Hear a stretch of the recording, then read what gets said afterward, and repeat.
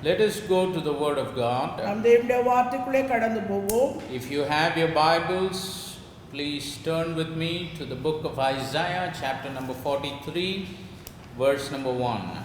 உங்களிடத்திலே வேதாகமம் இருக்குமானால் ஏசாயா தீர்க்கதரிசன புத்தகம் 43வது அதிகாரத்தை நாம் எடுத்துக்கொள்வோம். Verse number 1. ஒன்றாம் வசனம் 43:1. And then we'll read Matthew chapter number 22 and verse number 14. அதன் பின்பாக மத்தேயு எழுதின சுவிசேஷம் 22வது அதிகாரம் 14ஆம் வசனம். Then Romans chapter number 8 and verse number 28. அதன் பின்பாக ரோமருக்கு எழுதின நிருபம் 8வது அதிகாரம் 28ஆம் வசனம். I would like to take the next few weeks by the mercies of God to speak to you a series of messages on the purpose of God in our life. தேவனுடைய நோக்கம் நம்முடைய வாழ்க்கையை குறித்ததான காரியம் என்னது என்பதை வருகிற சில வாரங்களிலே நான் தொடர்ந்து பேச விரும்புகிறேன். We need to realize the purpose of God in each and every one of the life of believers is not an optional thing, but it is something that we need to focus on and we have to consider it to be very important in our life. தேவனுடைய பிள்ளைகளாய் அவருடைய விசுவாசிகளாய் வாழ்கிற நம்முடைய வாழ்க்கையிலே தேவனுடைய சித்தம் நோக்கம் என்பது நாம் தெரிந்து கொள்ளக்கூடிய ஒரு ஆப்ஷனாக அல்லாமல் அது நாம் கவனித்து பார்க்க வேண்டிய ஒரு காரியமாய் இருக்கிறது. Each and everything that we do, that we think, the decisions that we make, the plans that we do, must everything, be according to the will of God to fulfill the purpose that God has for our life. நாம் செய்கிற காரியம், நாம் திட்டமிடுகிறது, நாம் தீர்மானிக்கிறது, விதமான சகல காரியங்களிலும் தேவனுடைய நோக்கம் சித்தம் என்ன என்பதை குறித்து அறிந்தவர்களாய் அதன் பின்பாக நாம் காரியங்களை செய்ய வேண்டியவர்களாய் இருக்கிறோம். So believers should not be slack when it comes to the purpose of God in each and every one of our lives. தேவனுடைய நோக்கம் நம்முடைய வாழ்க்கையில வருவதற்கு விசுவாசிகளாகி நாம் நம்முடைய வாழ்க்கையில அதை குறித்த ஒரு கவனக்குறைவாக இருக்கக்கூடாது. I believe with my heart the last few months the Lord had allowed things to go the way it did is for us to realize that we need to come back to the purpose of God. நான் உணர்கிறது என்னவென்றால் கடந்த சில மாதங்களாக நடைபெற்று வருகிற இந்த காரியங்கள் எல்லாம் தேவனுடைய நோக்கம் நாம் அறிந்து கொள்ளவும் நம்முடைய வாழ்க்கையிலே அவர்கள் நிறைவேற வரும் ஆண்டவர் இப்படிப்பட்டதான ஒரு சூழ்நிலைகளை அனுமதித்திருக்கிறார் என்று நினைக்கிறேன். A lot of times when we live busy lives, when we go after our life, we just do things every day but never see to that whether we are in the path of God's will and whether we are fulfilling His purpose in our life. நாம் வாழ்கிற இந்த வாழ்க்கை ஓட்டத்திலே நம்முடைய அனுதின காரியங்களிலே அதிக கவனம் செலுத்தினோமே ஒழிய தேவனுடைய காரியங்களை குறித்த கவனம் நம்மிடத்திலே குறைவுபட்டு காணப்பட்டது. Let us read the scriptures. Isaiah chapter 43 and verse number 1, Matthew chapter 22 verse number 14. ஏசாயா 43:1, மத்தேயு 22:14. And then one final scripture will be from the book of Romans chapter number 8, beginning from verse 28 to verse 30. இறுதியாக ரோமருக்கு எழுதின நிருபம் 8வது அதிகாரம் 28 லிருந்து 30 வரை. But now thus saith the Lord that created thee, O Jacob, and he that formed thee, O Israel, fear not, for I have redeemed thee. I have called thee by thy name, thou art mine. இப்போதும் யாக்கோபே, உன்னை சிருஷ்டித்தவரும் இஸ்ரவேலே உன்னை உருவாக்கினவருமாகிய கர்த்தர் சொல்கிறதாவது, பயப்படாதே, உன்னை மீட்டுக் கொண்டேன், உன்னை பேர் சொல்லி அழைத்தேன், நீ என்னுடையவன். Matthew 22 verse 14, it says, for many are called, but few are chosen. அந்தபடியே அழைக்கப்பட்டவர்கள் அநேகர், தெரிந்து கொள்ளப்பட்டவர்களோ சிலர் என்றார். Romans 8:28 to verse number 30, it says, and we know that all things work together for good to them that love God, to them who are the called according to His purpose. For whom He did foreknow, He also did predestinate to be conformed to the image of His Son, that He might be the firstborn among many brethren. Moreover, whom He did predestinate, them He also called, and whom He called, them He also justified, and whom He justified, them He also glorified. அன்றியும் அவருடைய தீர்மானத்தின்படி அழைக்கப்பட்டவர்களாய் தேவனிடத்தில் அன்பு கூறுகிறவர்களுக்கு சகலமும் நன்மைக்கு ஏதுவாக நடக்கிறது என்று அறிந்திருக்கிறோம். தம்முடைய குமாரன் அநேக சகோதரருக்குள்ளே முதற்பேரானவராய் இருக்கும் பொருட்டு தேவன் எவர்களை முன்னறிந்தாரோ அவர்களை தமது குமாரனுடைய சாயலுக்கு ஒப்பாய் இருப்பதற்கு முன்குறித்திருக்கிறார். எவர்களை முன்குறித்தாரோ அவர்களை அழைத்தும் இருக்கிறார். எவர்களை அழைத்தாரோ அவர்களை நீதிமான்கள் ஆக்கியும் இருக்கிறார். எவர்களை நீதிமான்கள் ஆக்கினாரோ அவர்களை மகிமைப்படுத்தியும் இருக்கிறார். May the Lord add his blessing to the reading of his word. வாசிக்க கேட்ட இந்த வேத வசனங்களை கர்த்தர் நமக்கு ஆசீர்வதித்து கொடுப்பாராக. May we all bow our heads and close our eyes for a word of நாம் எல்லாரும் prayer. நம்முடைய தலைகளை வணங்கி கண்களை மூடி Our most gracious and loving heavenly Father, பரலோகத்தின் எங்கள் அன்பான தகப்பனே, we thank you for this wonderful evening time. இந்த அருமையான நல்ல மாலை நேரத்துக்காய் நன்றி I செலுத்துகிறேன். pray that you will speak to each and every heart that is listening to this message. இந்த செய்தியை கவனித்துக் கொண்டிருக்கிற ஒவ்வொருவரோடு கூட நீர் இடைப்பட வேண்டுமாய் I ஜெபிக்கிறேன். pray that you will anoint my feeble lips of clay to speak your anointed word. இந்த அபிஷேகிக்கப்பட்ட வார்த்தைகளை பேச நீர் என்னை அபிஷேகியும். Anoint every ears to hear your word. அவிதமாய் கேட்கிற ஒவ்வொருவரையும் நீர் அபிஷேகிக்க வேண்டுமாய் ஜெபிக்கிறேன். Anoint every hearts to receive your word. இந்த வார்த்தையை ஏற்றுக்கொள்கிற ஒவ்வொருவரையும் நீர் அபிஷேகிக்க வேண்டுமாய் ஜெபிக்கிறேன். Anoint every lives to be transformed by your word. நம்முடைய வார்த்தையினாலே ஒவ்வொருவருடைய வாழ்க்கையும் மறுரூபம் அடையும்படியாய் நீர் We அபிஷேகியும். declare that all the glory, honor and praise is yours and yours alone. ஆண்டவரே, சகல துதி கன மகிமை மேன்மேலாம் ஒருவருக்கே உண்டாகட்டும் என்று We அறிக்கையிடுகிறேன். bind all the power of darkness in the name of the Lord Jesus Christ. எல்லா அந்தகாரத்தின் கிரியைகளை நம்முடைய நாமத்தினாலே கடிந்து கட்டி சபித்து May அப்புறப்படுத்துகிறேன். the liberty of your spirit be with us. நம்முடைய விடுதலையின் ஆவியானவர் எங்கள் மத்தியிலே தங்கி இருக்கட்டும். May the eternal purpose of you sending your word be fulfilled in each and every one of our lives. ஆண்டவரே, நீர் உம்முடைய வார்த்தை அனுப்புவதான நித்தியமான நோக்கம் எங்கள் ஒவ்வொருவருடைய வாழ்க்கையிலும் நிறைவேற்றப்பட வேண்டும் என்று ஜெபிக்கிறேன். Lead us and guide us in the way everlasting. ஆண்டவரே, நித்தியமான பாதைக்கு நேராக நீர் எங்களை வழிநடத்தும். Help us to look at our lives in the same way that you are looking at us this evening. ஆண்டவரே, இந்த மாலை வேளையிலே நீர் எங்களை எவ்விதமாக எங்களுடைய வாழ்க்கையை நோக்கி பார்க்கிறீரோ அதுபோல நாங்களும் உம்மை எங்களை நோக்கி பார்க்க எங்களுக்கு உதவி செய்யும். Take away all the scales that blinds us, but help us to have a look at our lives and the purpose of our lives in the same way that you have for us. எங்கள் கண்களை மறைத்து இருக்கிற எல்லா காரியங்களையும் நீக்கி போட்டு ஆண்டவரே, நீர் எங்களை எப்படி நோக்கி பார்க்கிறீரோ அதுபோல நாங்கள் பார்க்கத்தக்கதான பார்வையை நீர் எங்களுக்கு தர வேண்டும் என்று ஜெபிக்கிறேன். We love you and we thank you. ஆண்டவரே, நேசிக்கிற மக்களுக்கு நன்றி செலுத்துகிறேன். In Jesus Christ's name we pray. இயேசு கிறிஸ்துவின் நாமத்தினாலே ஜெபிக்கிறேன். Amen. Amen. My message today will be on a little subject called according to the purpose. தேவனுடைய நோக்கத்துக்கு ஏற்ப அழைப்பு. Called according to God's purpose. தேவனுடைய நோக்கத்துக்கு ஏற்ற ஒரு அழைப்பு. When we read Romans 8:28, the apostle clearly writes by the inspiration of the Holy Spirit. பரிசுத்த ஆவியின் ஏவுதலாலே அப்போஸ்தலனாகிய பவுல் எழுதியிருக்கிறார். அந்த ரோமர் 8:28 எழுதியிருக்கிறார். For we know that all things work together for good to them that love God, to them who are the called according to his purpose. அன்றியும் அவருடைய தீர்மானத்தின்படி அழைக்கப்பட்டவர்களாய் தேவனிடத்தில் அன்பு கூறுகிறவர்களுக்கு சகலமும் நன்மைக்கு ஏதுவாக நடக்கிறது என்று அறிந்திருக்கிறோம். When we go back to the scriptures that we read in the book of Isaiah, it clearly says, ஏசாயா தீர்க்கதரிசன புத்தகத்திலே வாசிக்க கேட்ட அந்த வசனத்திலே நாம் போனோமானால், these are the words that the Lord spoke to Jacob. இந்த வார்த்தைகள் யாக்கோபினிடத்திலே தேவன் பேசிய வார்த்தைகள். Jacob is the father of his people, God's people. தேவனுடைய ஜனங்களுக்கு தகப்பனாக இருந்தான் யாக்கோபு. So these are the words that God has spoken to his people. இந்த வார்த்தைகள் தேவனுடைய ஜனங்களுக்கு தேவன் பேசுகிறதாகும். And he speaks the same word to us as much as he spoke at that time. அந்த நாட்களிலே பேசின அதே வார்த்தையை இந்த நாட்களிலே தேவன் நமக்கு நேராய் பேசுகிறார். Because the word of the Lord in Isaiah 43 and verse number 1, it begins by saying, but now thus saith the Lord.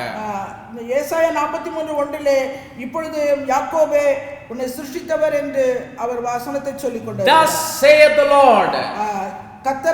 கர்த்தர் சொல்லுகிறதாவது. It doesn't say thus said the Lord, ஆண்டவர் சொன்னதாவது என்று சொல்லப்படல, but it says thus saith the Lord. கர்த்தர் சொல்லுகிறதாவது என்று What சொல்லப்பட்டிருக்கிறது. God has spoken, He is still speaking to us today. ஆண்டவர் ஏற்கனவே பேசின வார்த்தைகளை இன்னும் அவர் பேசிக்கொண்டே தான் இருக்கிறார். Bible is a book where you cannot find thus said the Lord, but it is always thus saith the Lord. வேதம் என்கிற அந்த புத்தகத்திலே தேவன் பேசின வார்த்தைகள் என்று சொல்லப்படவில்லை, அவர் பேசுகிற வார்த்தைகள் என்று சொல்லப்பட்டிருக்கிறது. What He spoke to Adam, He is still speaking today. ஆதாமிடத்திலே என்ன பேசினாரோ அதைத்தான் அவர் இன்றும் பேசிக்கொண்டிருக்கிறார். What He spoke to Noah, He is still speaking today. நோவாவிடத்திலே என்ன பேசினாரோ அதைத்தான் அவர் இன்றும் பேசுகிறார். What He spoke to Enoch, He is still speaking today. ஏனோக்கிடத்திலே என்ன பேசினாரோ அதைத்தான் அவர் இன்றும் பேசுகிறார். What He spoke to Abraham, Isaac and Jacob, He is still speaking today. Abraham, Isaac, யாக்கோபிடத்திலே தேவன் என்ன பேசினாரோ அதைத்தான் அவர் இன்றும் He பேசுகிறார். is a God who never changes.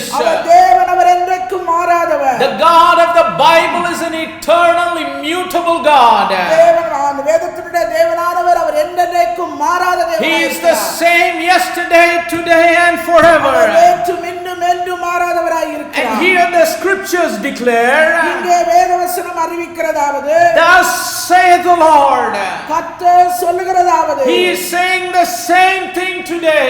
அவர் அதே காரியங்களையே இன்றைக்கும் அவர் சொல்லுகிறார். That He has formed us. அவர் நம்மை உருவாக்கினவர், He has redeemed us. அவர் நம்மை மீட்டெடுத்தவர், He has created us. அவர் நம்மை சிருஷ்டித்தவர், And He has called us by His name. அவர் நம்முடைய பெயரை சொல்லி அழைத்தவர். And then He says, you are mine. அதன் பின்பாக அவர் சொல்கிறார், நீ என்னுடையவன் என்று. If we have to realize the purpose of God in our lives, தேவனுடைய நோக்கம், தீர்மானம் இன்னது என்பதை நம்முடைய வாழ்க்கை குறித்து நாம் அறிந்தவர்களாய் one of the most important things is that we must realize that we are not ourselves, but we belong to Him. நாம் உணர்ந்து கொள்ள வேண்டிய அதி முக்கியமான ஒரு காரியம் என்னென்றால், நாம் நமக்கு சொந்தமானவர்கள் அல்ல, நாம் அவருக்கு He சொந்தமானவர்கள். said, oh Jacob, thus saith the Lord, but now thus saith the Lord that created thee. இப்போதும் யாக்கோபே, உன்னை சிருஷ்டித்த கர்த்தர் சொல்லுகிறதாவது, O Jacob, He that formed thee. உன்னை உருவாக்கினவர், O Israel, fear not, for I have redeemed thee. இஸ்ரவேலே பயப்படாத, நான் உன்னை மீட்டுக்கொண்டேன். I have called thee by thy name, thou art mine. உன்னை பெயர் சொல்லி அழைத்தேன், நீ என்னுடையவன். God says He did 4 things to His people. தேவன் தம்முடைய ஜனங்களிடத்திலே 4 காரியங்களை அவர் And சொல்லுகிறார். because He did this 4 things, He is claiming, you are mine. அவர் 4 காரியங்களை செய்ததனால தம்முடைய ஜனங்களை பார்த்து அவர்கள் என்னுடையவர்கள், நீங்கள் என்னுடையவர்கள் என்று He சொல்கிறார். says, I am the one who created you. நான் தான் உங்களை சிருஷ்டித்தேன், I am the one who formed you. நான் தான் உங்களை உருவாக்கினேன், I am the one who redeemed you. நான் தான் உங்களை மீட்டுக்கொண்டேன், I am the one who called you by your name. நான் தான் உங்களை பெயர் சொல்லி And அழைத்திருக்கிறேன். because I did all these 4 நானே things, இந்த 4 காரியங்களையும் செய்தபடியா, because I created, I formed, I redeemed, and I have called you, you are mine. நான் சிருஷ்டித்ததனாலே, நான் உருவாக்கினதினாலே, நான் உன்னை மீட்டுக்கொண்டதினாலே, நான் உன்னை பெயர் சொல்லி அழைத்ததினாலே நீ என்னுடையவன். God has every right to call ourselves to be His own. அவர் தமக்கு நம்மை அவருக்கு சொந்தமானவர் என்பது சொல்வதற்கு சகல உரிமை உடையவர். Will we create something and say that this is somebody's creation? யார் நம்ம ஏதாவது ஒரு காரியத்தை உருவாக்கிவிட்டு இது யாராவது உருவாக்கினவர்கள் என்று சொல்லுவோமா? Will we form something and say this is formed by someone நாம் else? சிருஷ்டித்து ஒன்றை உருவாக்கிவிட்டு இது வேறு ஒருவர் செய்தது என்று சொல்லுவோமா? Will we draw a painting and say somebody drew it? ஒரு பெயிண்டிங் என வரைந்துவிட்டு இது வேறு ஒருவர் செய்தது என்று சொல்லுவோமா? If we make something or invent something and declare that somebody else did it, I have no connection with it. ஏதோ ஒரு காரியத்தை செய்தோ இல்ல அது ஏதோ ஒரு காரியத்தை கண்டுபிடித்தோ வேறு ஒருவர் செய்தார்கள் என்று நாம் சொல்லிக் கொள்ள முடியுமா? Absolutely not. ஒரு காலம் அதை நாம் செய்ய And மாட்டோம். God is no exception. தேவனும் அதற்கு விதிவிலக்கல்ல. He has created us. அவர் நம்மை சிருஷ்டித்தார், He has formed us. அவர் நம்மை உருவாக்கினார், He has redeemed us. அவர் நம்மை மீட்டுக்கொண்டார், And He has called us by His name. அவர் நம்முடைய பெயர் சொல்லி நம்மை And அழைத்திருக்கிறார். that's why He says, you அதனால are அவர் mine. சொல்லுகிறார், நீ என்னுடையவன். Praise the name of the living God. We have to realize we are God's creation. நாம் தேவனுடைய சிருஷ்டிகள் என்பதை நாம் நாம் உணர வேண்டும். We are His formation, His redemption. நாம் அவரால் உருவாக்கப்பட்டவர், அவரால் மீட்டுக் கொள்ளப்பட்டவர்கள். And we are the ones that are called by Him. அவராலே நாம் பெயர் சொல்லி அழைக்கப்பட்டவர்கள். Who is Adam?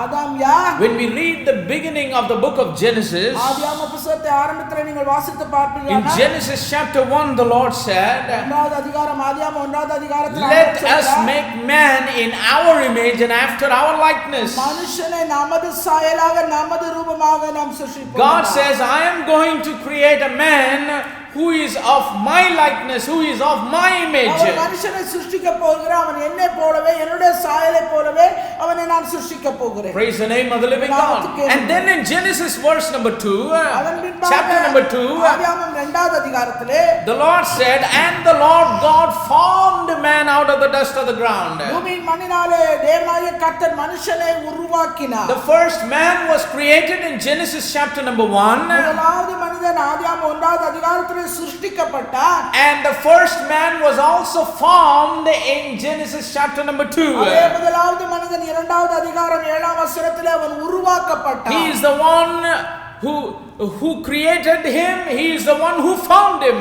சிருஷ்டித்தவரே அவனை உருவாக்கினார். He created him in his image and after his likeness. அவருடைய சாயலாய் அவருடைய ரூபமாய் அவர் சிருஷ்டித்தார். Praise the name of the living God. தேவமே.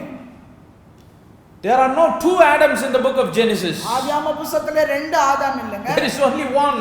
ஒரே ஆதாம் தான். What he created in Genesis 1 is a spirit man. அந்த ஆதியாகமம் ஒன்றாவது அதிகாரத்திலே சிருஷ்டித்த மனிதன் அவன் ஆவி மனிதன். That spirit man is the real man. That spirit man is the inner man, the Bible says. ஆவி மனிதன் தான் அவன் உண்மையான மனிதன். வேதம் அவனை உள்ளான மனிதன் என்று சொல்லுகிறது. That man was created in the image and in the likeness of God. தேவனுடைய சாயலை போல, தேவனுடைய ரூபத்தை போல சிருஷ்டிக்கப்பட்டவன். What is the image and the likeness of God? தேவனுடைய ரூபமும் சாயலும் என்ன?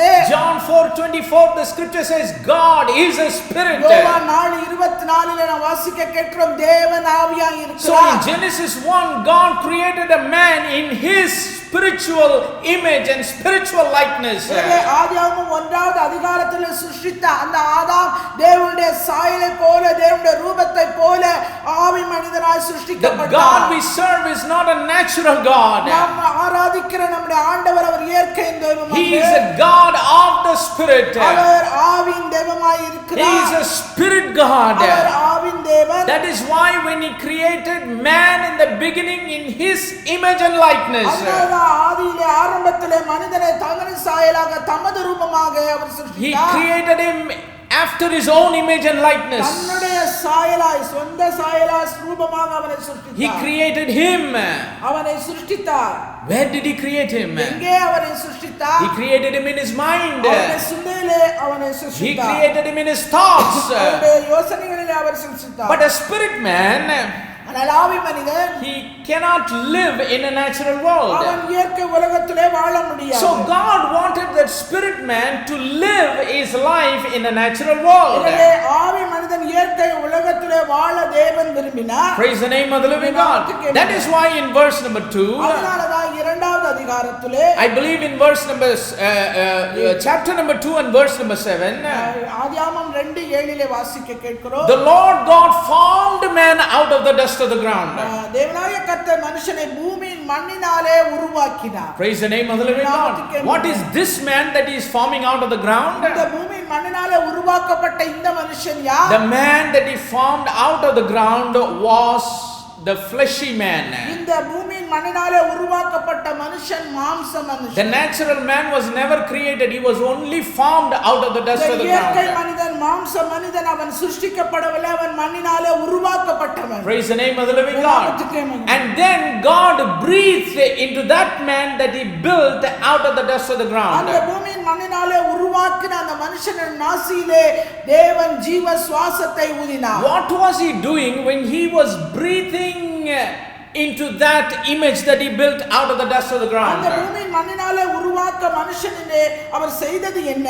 God was actually putting in the man that he already created in his mind, in his thoughts, and putting that spiritual man to go and live into that natural man that he built out of the dust of the ground. மனதிலே தன்னுடைய சிந்தையிலே தனது ரூபமாய் சாயலாய் சிருஷ்டிக்கப்பட்ட அந்த ஆவி மனிதனை இயற்கை உலகத்திலே வாழ்வதற்காக பூமியின் மண்ணினாலே உருவாக்கின இந்த இரண்டு அந்த மனிதனுக்குள்ளே அவர் ஊதினார். And then the scripture says man became a living soul. வேதம் சொல்லுகிறது மனுஷன் ஜீவ ஆத்துமானார். That is why Adam is called as the son of God in Luke chapter number 3. அதனாலதான் வேதம் சொல்லுகிறது லூக்கா 3வது அதிகாரத்திலே ஆதாம் தேவனுடைய குமாரன் என்று. Praise the name of the living God.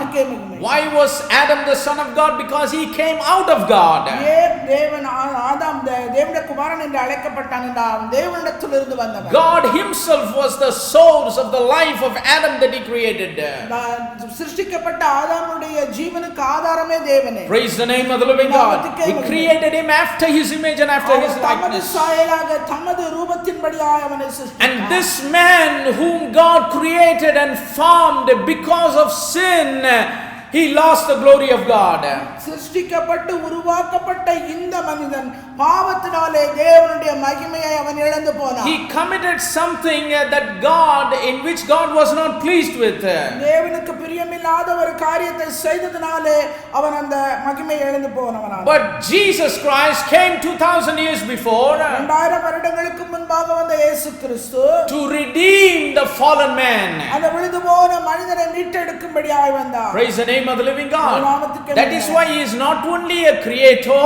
அதனாலதான் அவர் சிருஷ்டித்தவர் மாத்திரமல்ல. He is not only the one that formed. அவர் உருவாக்கினவர் மாத்திரமல்ல. But he is also the one that redeemed. அவர் ஒருவரே மீட்டுக்கொண்டவர். Praise the name of the living God. Adam, because of sin, mankind lost the glory of God. ஆதாம் செய்த அந்த பாவத்தினாலே மனுக்குலம் முழுவதும் பாவத்துக்குள்ளானது. He did not sin by deception. He sinned by decision, but actually it was Eve that was deceived. வஞ்சிக்கப்பட்ட ஏவாளினாலே ஆதாம் பாவத்துக்குள்ளானான். ஆனா அவன் வஞ்சிக்கப்படவில்லை. அவன் எடுத்த தீர்மானத்தினாலே. The Bible says the serpent beguiled Eve, not Adam. அங்கே ஆதாம் ஏவாளை சர்ப்பம் வஞ்சித்தது ஆதாமே அல்ல. Eve was the one that was deceived. ஆதாம் ஏவாள் தான் வஞ்சிக்கப்பட்டான். But Adam very much knew what he did was wrong. He sinned by decision. அங்கே ஆதாம் செய்தது தவறு பாவம் என்பதை அவன் நன்கு அறிந்தவனாய் இருந்தான். ஆனாலும் அவன் எடுத்த தீர்மானத்தினாலே அந்த பாவத்துக்குள்ளானான். But anyhow the purpose for which God created them and formed them, it was little bit disturbed. தேவன் என்ன தீர்மானத்துக்காய் நோக்கத்துக்காய் அவர்களை சிருஷ்டித்து உருவாக்கினாரோ அங்கே காரணமில்லாமல் அவர்கள் ஒன்றுமில்லாமல் போனார்கள். See, God breathed into Adam and he became a living soul. அங்கே தேவன் அவன் நாசிலே ஜீவ சுவாசத்தை ஊதினார். அவன் ஜீவ ஆத்துமாவானான். The life of God was dwelling in Adam. தேவனுடைய ஜீவன் ஆதாமுக்குள்ளே வாசமாயிற்று. The life of God was leading him and guiding him. தேவனுடைய ஜீவன் அவனுக்குள்ளே இருந்து அவனை நடத்தினது வழிநடத்தினது. The life of God was feeding him and providing him and it was sustaining him. தேவனுடைய ஜீவன் அவனுக்குள்ளே இருந்து அவனுக்குரிய சகல காரியங்களையும் தேவைகளையும் சந்தித்து அவனை காப்பாற்றினார். But because he lost that life, அந்த ஜீவனை அவன் இழந்து போனது நிமித்தமாக Jesus Christ, the last Adam, he had to come to restore what the first Adam had lost. இரண்டாவது ஆதாமாகிய இயேசு கிறிஸ்து மீண்டுமாக மீட்டெடுக்கும்படியாய் வந்தார். முதலாவது ஆதாம் இழந்து போன எல்லாவற்றையும் திரும்ப கொடுப்பது. Praise the name of the living God. And that's why in John chapter number 20 the scripture says, அதனாலதான் யோவான் 20வது அதிகாரத்திலே நான் வாசிக்க கேட்கிறோம். after Jesus resurrected from the tomb, கல்லறையிலிருந்து உயிரோடு இயேசு கிறிஸ்து எழுந்த பின்பு he appeared unto the disciples சீஷர்களுக்கு அவர் தரிசனமானார். and he breathed on them. அவர்கள் மேல் ஊதினார்.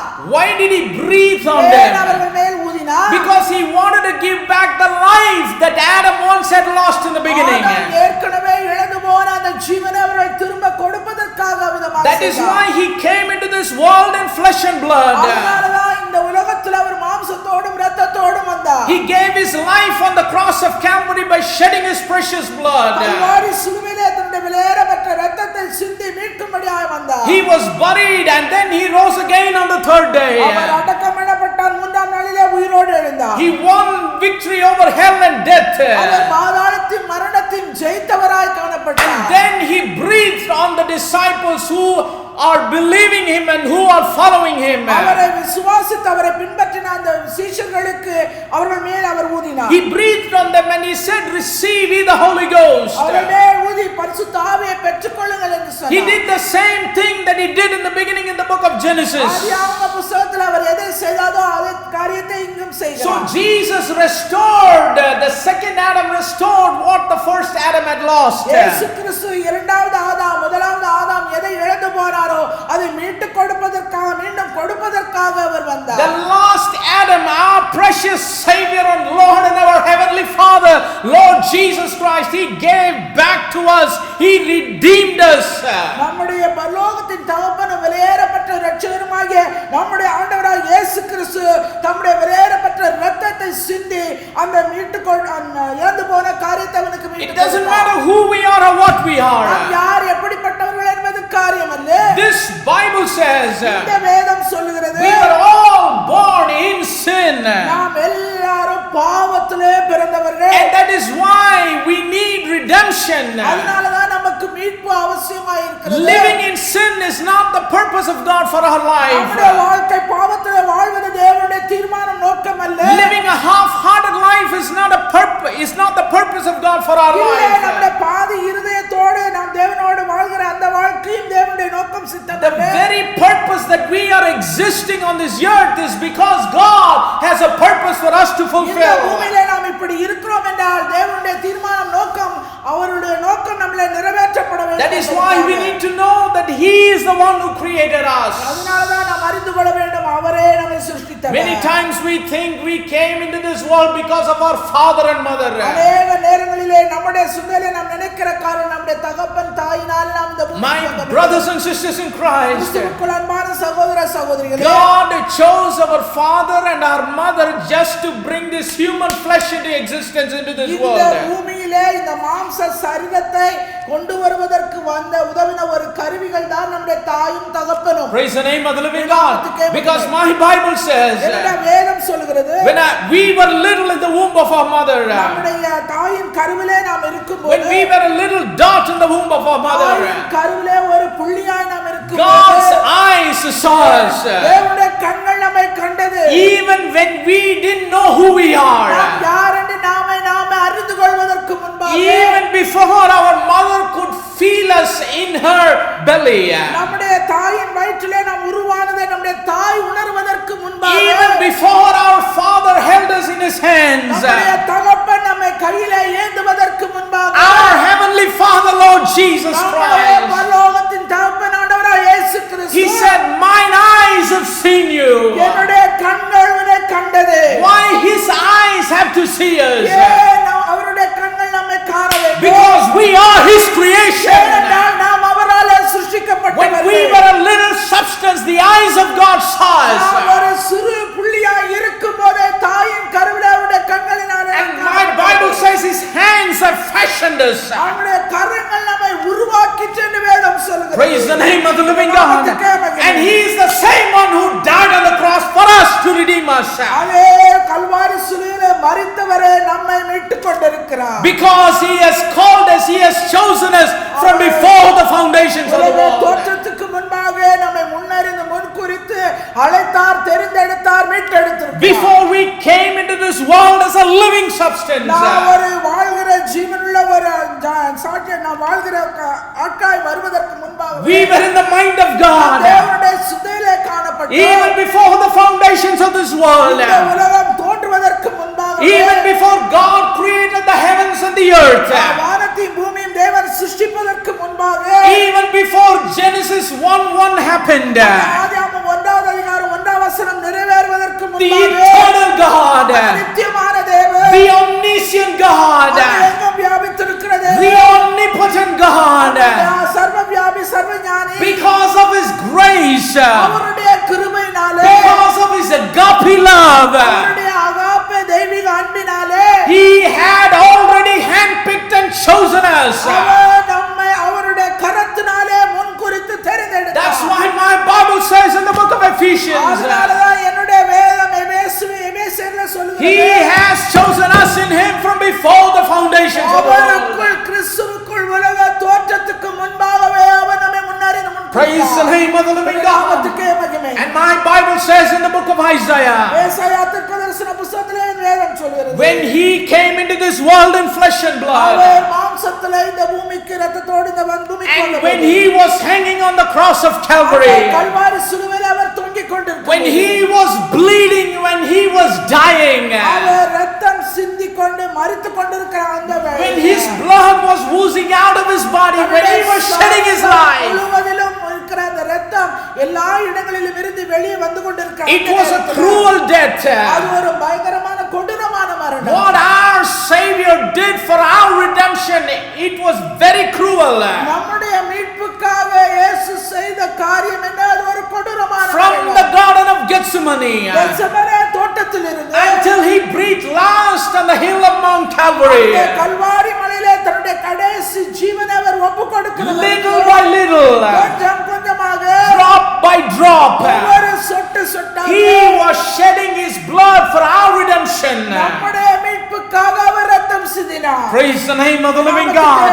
And when our Lord Jesus, ஆண்டவராகிய இயேசு when he was hanging on the cross of Calvary, Kalvari சிலுவையிலே தொங்கிக் கொண்டிருக்கிறார். when he was put to shame on Calvary, அவர் கல்வாரி சிலுவையிலே அவமானத்துக்குள்ளாக with a lot of pain and torture when he was hanging, வலி வேதனைகளோடு இருக்கும்போது, my Bible says, வேதம் சொல்லுகிறது, the prophet Isaiah, ஏசாயா தீர்க்கதரிசி writing சொல்றார், the words of prophecy by the inspiration of the Holy Ghost, he பரிசுத்தாவின் says, ஏவுதனாலே தீர்க்கதரிசனமாய் அவன் எழுதினது, when the soul of Jesus was made as an offering for sin, கிறிஸ்துவினுடைய ஆத்துமாவானது பாவத்துக்காக குற்ற நிவாரண பலியாக அங்க ஒப்பு கொடுக்கப்பட்டது. he saw his seed. அவர் தமது சந்ததியை கண்டார். Praise the name of the living God.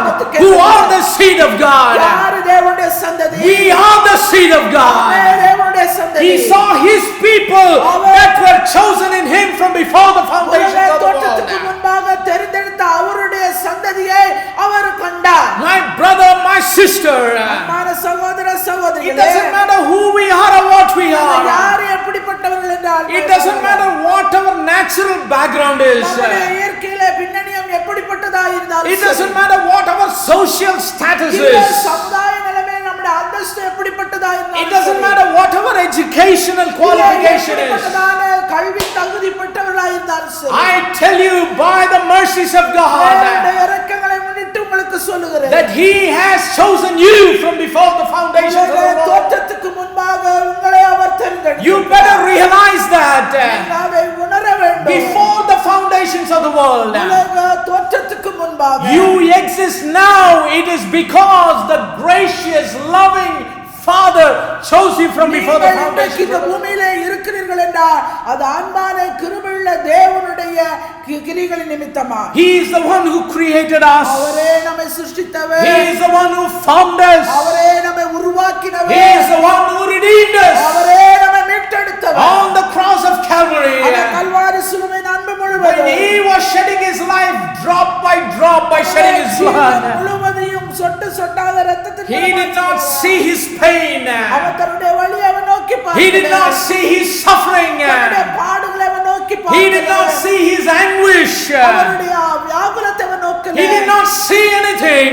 எதையுமே பார்க்கவில்லை. All that he saw was, அவர் பார்த்தது எல்லாமே as the written word of God says, தேவன் எழுதின வார்த்தை சொல்லுகிறது. when his soul was made as an offering for அவருடைய sin, ஆத்துமா குற்ற நிவாரண பலியாக he saw you and me.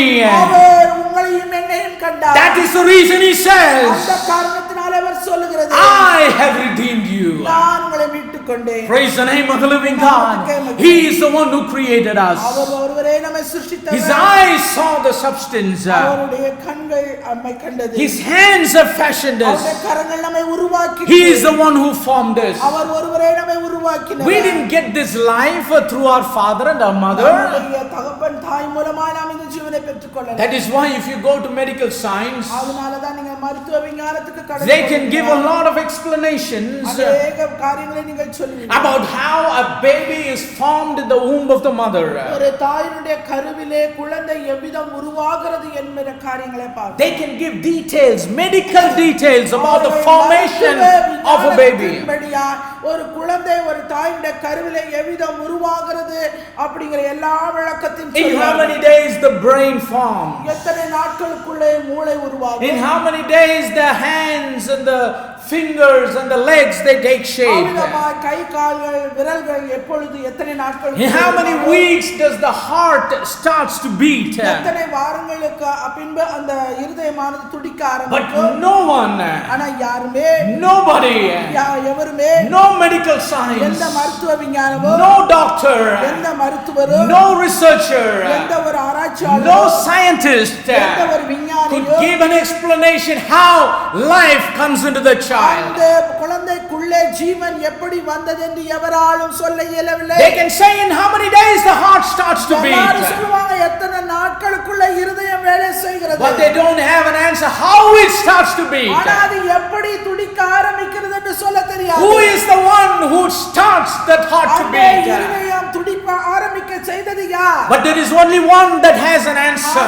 ஒரே ஒருவருக்கு மாத்திரமே பதில். And there is a book in this world that gives an answer to that question. இந்த கேள்விக்கு உலகத்தால் எந்த விதத்திலும் பதில் சொல்ல இயலாது. And that book is the book of life.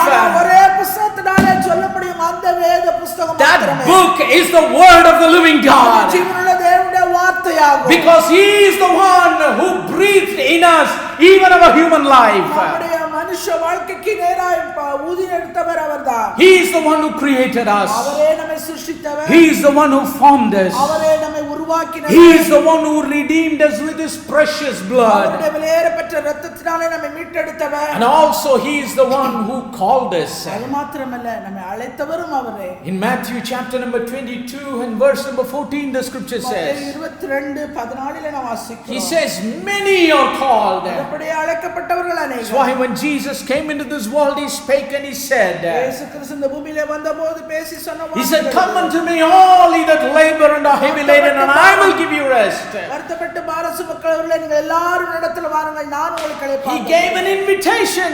அவர் ஒரு அழைப்பை கொடுத்தார். He gave a call. அவர் ஒரு அழைப்பை கொடுத்தார். And he has been calling his people in this world for the last 2000 years. கடந்த 2000 வருடங்களாக இந்த உலகத்தில் இருக்கிற ஜனங்களை பார்த்து அவர் அழைத்துக் கொண்டே Through the இருக்கிறார். work of the Holy Spirit he is calling. பரிசுத்த ஆவியினால் உண்டான இந்த வார்த்தைகளை கொண்டு அவர் அழைத்துக் கொண்டே இருக்கிறார். If you are not sure about your calling, உங்களுடைய அழைப்பை குறித்த உறுதி உங்களுக்கு இல்லாமல் இருக்குமானால் today is the day.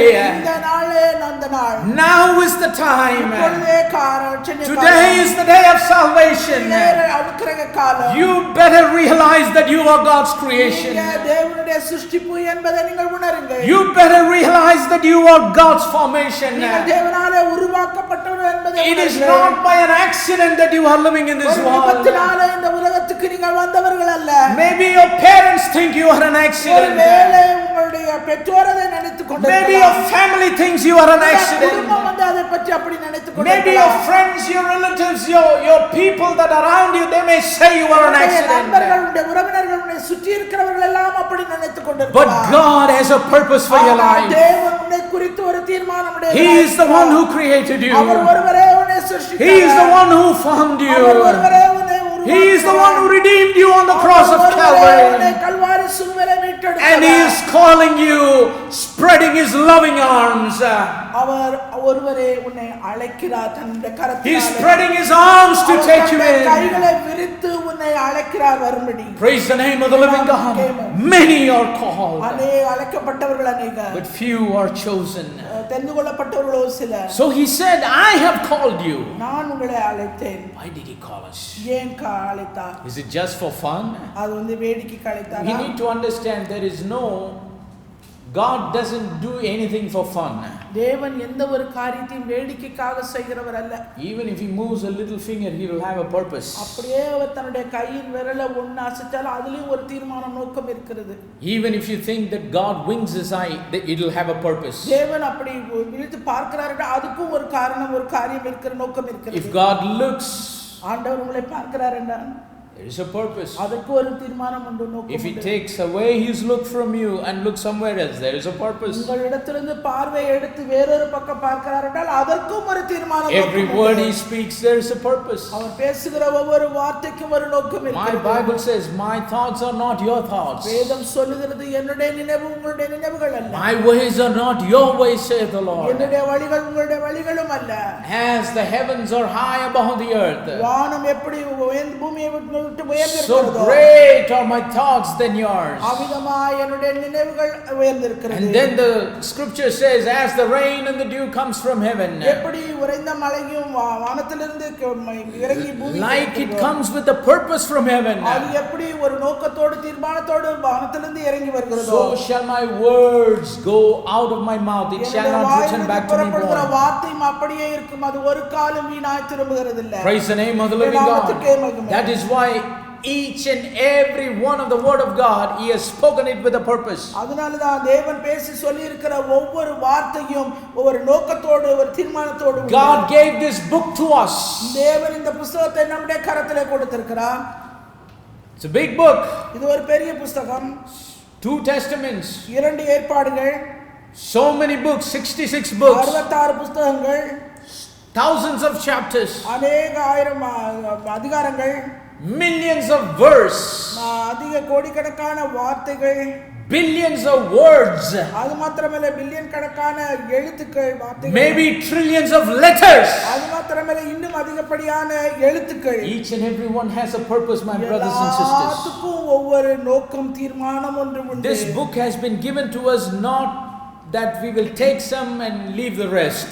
ஏதோ இந்த புத்தகத்தை ஆண்டவர் நம்முடைய கரத்திலே கொடுத்துட்டார், ஏதோ ஒன்றை எடுத்துக்கொண்டு மற்றவைகளை விட்டு விடுவதற்கல்ல. That's why Jesus said, அதனால தான் ஆண்டவராகிய இயேசு கிறிஸ்து man shall not live by bread alone but by every word that proceeds out of the mouth of God. மாத்திரமல்ல தேவனுடைய வாயிலிருந்து பிறக்கிற ஒவ்வொரு வார்த்தையினாலும் பிழைப்பான். Every word that is written in this book has the tenacity and the power to nourish us. இந்த புத்தகத்தில் எழுதப்பட்டிருக்கிற ஒவ்வொரு வார்த்தைக்கும் வல்லமை உண்டு, அதிகாரம் உண்டு, நம்மை வாழ வைக்கிறது. It is life, it is strength. இது நமக்கு ஜீவனாய் இருக்கிறது, நமக்கு பலனாய் It can இருக்கிறது. empower us to walk in his purpose, in his will. அவருடைய தீர்மானத்திலே அவருடைய சித்தத்திலே நாம் நடப்பதற்கு நம்மை இது ஊக்கப்படுத்துகிற ஒன்று. Praise the name of the living God. We need to realize அதை நாம் உணர வேண்டியது அவசியம். we are God's creation. நாம் தேவனாலே சிருஷ்டிக்கப்பட்டவர்கள். We need to realize that we are his formation. நாம் அவராலே உருவாக்கப்பட்டவர்கள். We need to realize that we are redeemed by him.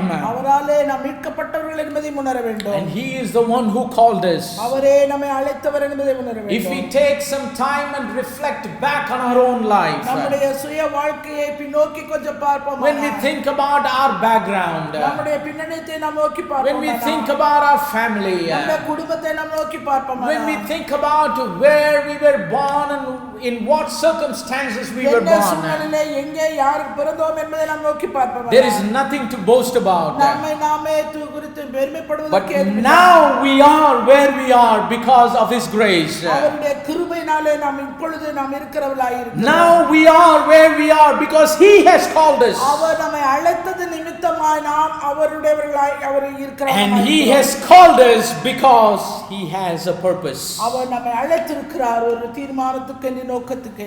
Praise the name of the living God. That is why when Apostle Paul wrote these words in Romans 8:28, he says, அதனாலதான் அப்போஸ்தலனாகிய பவுல் ரோமர் 8வது அதிகாரத்திலே விதமாய் எழுதியிருக்கிறார். we know that all things work together for good to them that love God, to them who are the called according to his purpose. அன்றியும் அவருடைய தீர்மானத்தின்படி அழைக்கப்பட்டவர்களாய் தேவனிடத்தில் அன்பு கூறுகிறவர்களுக்கு சகலமும் நன்மைக்கு ஏதுவாய் நடக்கிறது என்று அறிந்திருக்கிறோம். So he created us. அவர் நம்மை சிருஷ்டித்திருக்கிறார். He formed us. அவர் நம்மை உருவாக்கி இருக்கிறார். He redeemed us. அவர் நம்மை மீட்டெடுத்திருக்கிறார். And he has called us by our name. அவர் நம்முடைய பெயர் சொல்லி அவர் அழைத்திருக்கிறார். That's the reason we belong to him. அதனால நாம் அவருடையவர்களானோ. We need to know why he did all these things. ஏன் இந்த காரியத்தெல்லாம் அவர் நமக்கு செய்ய வேண்டும்? Why did he create us? ஏன் நம்மை சிருஷ்டிக்க வேண்டும்? Why did he form us and redeem us and நம்மை call us? உருவாக்க வேண்டும், நம்மை மீட்டெடுக்க வேண்டும், நம்மை பெயர் சொல்லி அழைக்க வேண்டும். I already told you he never does anything for fun. நான் ஏற்கனவே சொன்னேன், அவர் எதை செய்தாலும் அவர் வேடிக்கைக்கு செய்கிறார். He never does anything just to pass the time. இல்ல நேரத்தை கடத்துவதற்காக அவர் செய்கிற காரியம். He doesn't need any entertainment. இல்ல எந்த ஒரு காரியங்களையும் அவர் வீணாக செய்கிறது இல்ல. He did all these things because there is a purpose. இவைகள் எல்லாவற்றையும் செய்தார் என்றால் அதற்கு ஒரு நோக்கம். The very fact he created us, there is a purpose. அவர் நம்மை சிருஷ்டித்ததற்கு ஒரு காரணம் தீர்மானம் உண்டு. The very fact he formed us, there is a purpose. நம்மை உருவாக்குறதுக்கு ஒரு உண்மை ஒரு காரணம் உண்டு, தீர்மானம் உண்டு. The very fact he redeemed us, there is a purpose. நம்மை மீட்டெடுத்ததற்கான ஒரு காரணமும் ஒரு தீர்மானமும் உண்டு. The very fact he has called us, there is a purpose. நம்மை அழைத்ததற்கும் ஒரு காரணம் உண்டு. If we create something, will we do it for no reason? நம்ம ஏதோ ஒரு காரியத்தை உருவாக்குறோம், எந்த ஒரு காரணம் இல்லாம ஏதாவது செய்யுமா? Of course, there are people that they do something and then they destroy it. சிலர் செய்றாங்க, சிலர் அதை அழித்து விடுகிறார்கள். Because they need to pass some time. ஏனென்றா அவங்களுக்கு நேரத்தை காலத்தை கடக்க வேண்டும். But here we are talking about the creation of God. ஆனா இங்கே நாம் பார்க்கிறது தேவனுடைய சிருஷ்டிப்பு. God creating us, God forming us, God redeeming us. தேவன் நம்மை உருவாக்கி இருக்கிறார், தேவன் நம்மை மீட்டெடுத்திருக்கிறார், தேவன் நம்மை அழைத்திருக்கிறார். It is no joke for a God of glory to relinquish all of that and come into this world in a sinful flesh. மகிமையின் தேவன் தம்முடைய மகிமையெல்லாவற்றை திறந்து வேடிக்கைக்காக இங்கே வந்து இந்த காரியங்கள் எல்லாம் செய்யல. Will an almighty God do this for fun? சர்வ வல்லமையுள்ள தேவன் வேடிக்கைக்காக கேலிக்காக இது செய்வாரா? No, he had a purpose to redeem his people. இல்ல, தம்முடைய ஜனத்தை மீட்டெடுப்பதற்கான ஒரு தீர்மானம் நோக்கம் உண்டு. The scripture says he has called us. அவர் நம்மை அழைத்திருக்கிறார் என்று வேதம் சொல்லுகிறது. If you call someone நீங்க ஒருத்தரை கூப்பிட்டீங்கன்னா by their name அவருடைய பெயரை சொல்லி and they come to you and say, why did you call me? அவங்க வந்து கேட்பாங்க, நீங்க எதுக்குங்க என்ன கூப்பிட்டீங்க? Will you say, I just called for fun? நான் வேடிக்கைக்காக சும்மா உன்னை கூப்பிட்டேன்னு சொன்னீங்க. They might give us a slap. நமக்கு ஒரு அறை கொடுத்துட்டு போவாங்க. Or they might think something has gone wrong with our mind. எப்படி நம்முடைய சிந்தைக்குள்ள எப்படி தவறான காரியங்கள் ஏதாவது ஓடும். If you call someone, யாராவது ஒருவரை பேர் சொல்லி கூப்பிட்டா they come and say, why did you call me? அவங்க வந்து நம்மட்ட கேட்பாங்க, ஏன் என்ன கூப்பிட்டீங்க? For what purpose did you call me? என்ன தீர்மானத்துக்காக நீங்கள் என்னை கூப்பிட்டீர்கள்? What do you want me to do? நான் என்ன செய்ய வேண்டும் என்று விரும்புகிறீர்கள்? Do you need anything from me? என்னிடத்திலிருந்து ஏதாவது உங்களுக்கு வேண்டுமா? Do you need any help? எது உதவி உங்களுக்கு தேவையா? Have I done anything wrong?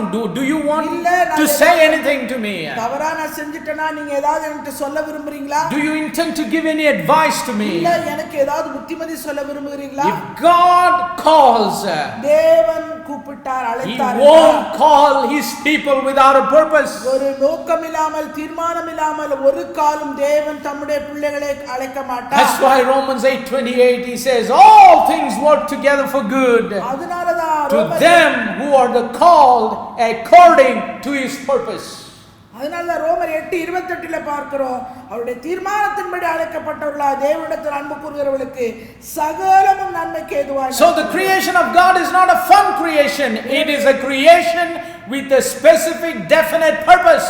தேவன் சிருஷ்டித்த அந்த சிருஷ்டிப்பு அது வேடிக்கைக்காக அல்ல, அது தேவனுடைய தீர்மானத்துக்காக நோக்கத்துக்காக செய்தது. The formation of God is not a fun formation, it is a formation with a specific clear purpose. அது மாத்திரமல்ல, ஒரு உருவாக்குனது காரணம் கூட அது வேடிக்கைக்காக அல்ல, அது ஒரு குறிப்பிட்ட நோக்கம் தீர்மானத்துக்காக. Same way our Savior, he redeemed us. நம்முடைய இரட்சகர் நம்மை மீட்டெடுத்த அந்த காரியம் Not for fun, but there's a specific purpose. அதுவும் வேடிக்கைக்காக அல்ல, அதற்கென்று ஒரு குறிப்பிட்ட தீர்மானம் நோக்கம் உண்டு. And he called us by our name, not for fun, but he has a specific purpose for our life. நம்மை பெயர் சொல்லி அழைத்ததும் வேடிக்கை இல்ல, அதற்கும் ஒரு நோக்கம். If we don't realize this, இந்த காரியங்களை எல்லாவற்றையும் நாம் உணராவிட்டால், if we think we are just living in this world by a chance, let us live the way we want to live, எப்படியோ வந்துட்டோம் பிறந்துட்டோம் வாழ்றபடி வாழ்ந்துட்டு டே உலகத்துல then die and be destroyed. அதன் பின்பாக மரித்து அழிந்து போவோம். That's not the purpose of life. அது தேவன் நம்முடைய வாழ்க்கை நோக்கம் அல்ல. But if we know that we belong to God, நாம் தேவனுக்கு சொந்தமானவர்கள் என்று நாம் அறிந்திருந்தோம், if we realize that we are the creation of God, தேவனுடைய சிருஷ்டிப்பு என்று நாம் உணர்ந்திருந்தோம், if we realize that we are the formation, redemption and a product of God's call in our life, தேவனாலே உருவாக்கப்பட்டவர்கள் மீட்கப்பட்டவர்கள் அவராலே அழைக்கப்பட்டவர்கள் என்கிற உணர்வு நமக்கு the உண்டாகும். next immediate thing that should fill our minds is, why did he do all these things? உடனடியாக நம்முடைய சிந்தையிலே நமக்கு எழுகிற காரியம் என்னவென்றால், எதற்காக தேவன் இவைகளை எல்லாம் எனக்கு செய்தார்? Why did he create me? Why did he form me?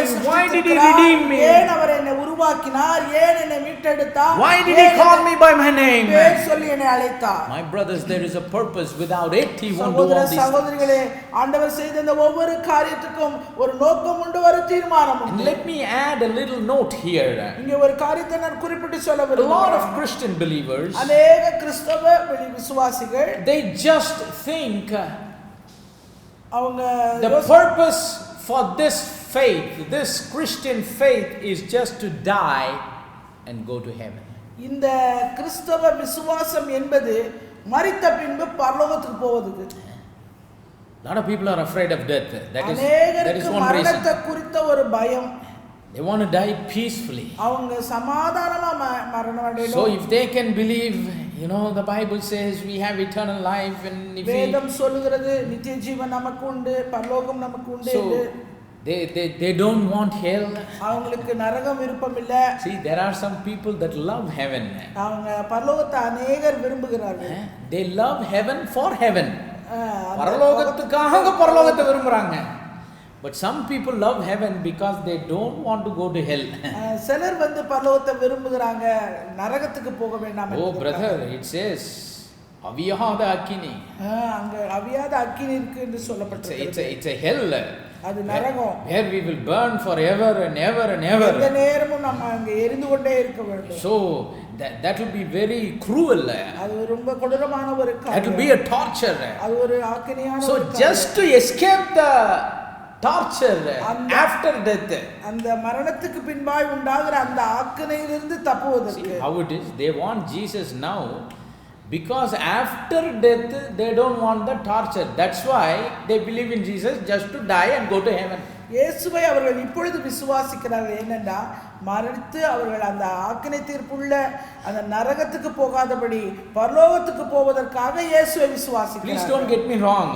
தவறாக என்னை Everyone who believes in Jesus Christ, இயேசு கிறிஸ்துவை விசுவாசிக்கிற ஒவ்வொருவரும், who are truly following him, உண்மையாகவே அவரை பின்பற்றுகிற, who are truly born again by the incorruptible seed of the word of God, அழிவில்லாத வித்தாக அவருடைய வசனத்தினாலே மறுபடியும் ஜெனிப்பிக்கப்பட்ட ஒவ்வொருவரும், they have already passed from death to life, my Bible says. அவர்கள் எல்லாரும் அந்த மரணத்தை கடந்து ஜீவனுக்கு உட்பட்டிருக்கிறார்கள் என்று வேதம். I don't have a different Bible, it is the same Bible. என்னிடத்திலே வித்தியாசப்பட்ட வேதம் இல்ல, அதே வேதம் தான். These are the words of Jesus Christ. They have passed from death to life. அவர்கள் எல்லாரும் மரணத்துக்கு நீங்களாகி ஜீவனுக்கு உட்பட்டிருக்கிறார்கள். You don't have to die in your body just to go to heaven. You have already passed from death to life. If we believe him and are born again by the incorruptible seed of God's word and living a life following him. நாம் இந்த சரீரத்திலே மரணம் அடைந்து பரலோகத்துக்கு போகிறது ஒரு காரியம் அல்ல. ஆனால் அவரை விசுவாசித்து அவரை பின்பற்றி அழிவில்லாத வித்தாக அவருடைய வார்த்தையினாலே உண்மையாக நாம் மறுபடியும் ஜெனிப்பிக்கப்பட்டிருக்கும் போது நாம் மரணத்துக்கு நீங்களாகி ஜீவனுக்கு உட்பட்டிருக்கிறோம். So true Christianity should not be confined, it should not be limited just to go to heaven after death. உண்மை கிறிஸ்தவம் என்பது ஒரு குறுகின வட்டமாக குறைத்து மதிப்பிடக்கூடிய ஒரு காரியம் இல்ல. மரித்து உடனே பரலோகத்துக்கு போகணும் அந்த மாதிரி இல்ல. If that is the case, அப்படி காரியம் இருக்குமானா, if we think this Christian faith is for dying and going to heaven, இந்த கிறிஸ்தவ விசுவாசம் என்பது மரித்தால் பரலோகத்துக்கு போவது என்பது, after we heard the gospel, நாம் சுவிசேஷத்தை கேட்ட பின்பு, like it was heard in Acts chapter number 2, அப்போஸ்தலர் நடவடிக்கைகள் 2வது அதிகாரத்திலே கேட்டது போல கேட்ட பின்பு,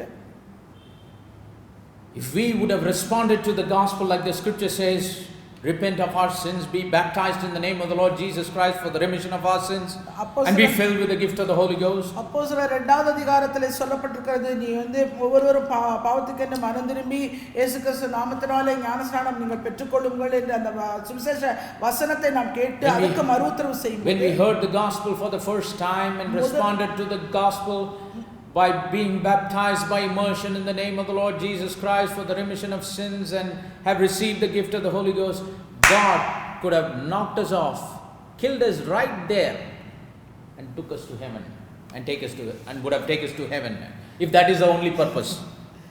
அங்கே நம்ம அந்த வசனத்தின்படியாய் நம் பாவங்களை அறிக்கையிட்டு இயேசு கிறிஸ்து நாமத்தினாலே மூழ்க ஞானஸ்நானம் பெற்றுக்கொண்டு பரிசுத்த ஆவியின் வரத்தை பெற்றுக்கொண்ட உடனே நாம் மரித்து உடனே நம்ம பரலோகத்துக்கு அங்கே எடுத்துக்கொள்வோம். He could have almost killed us in this body just to take us to heaven.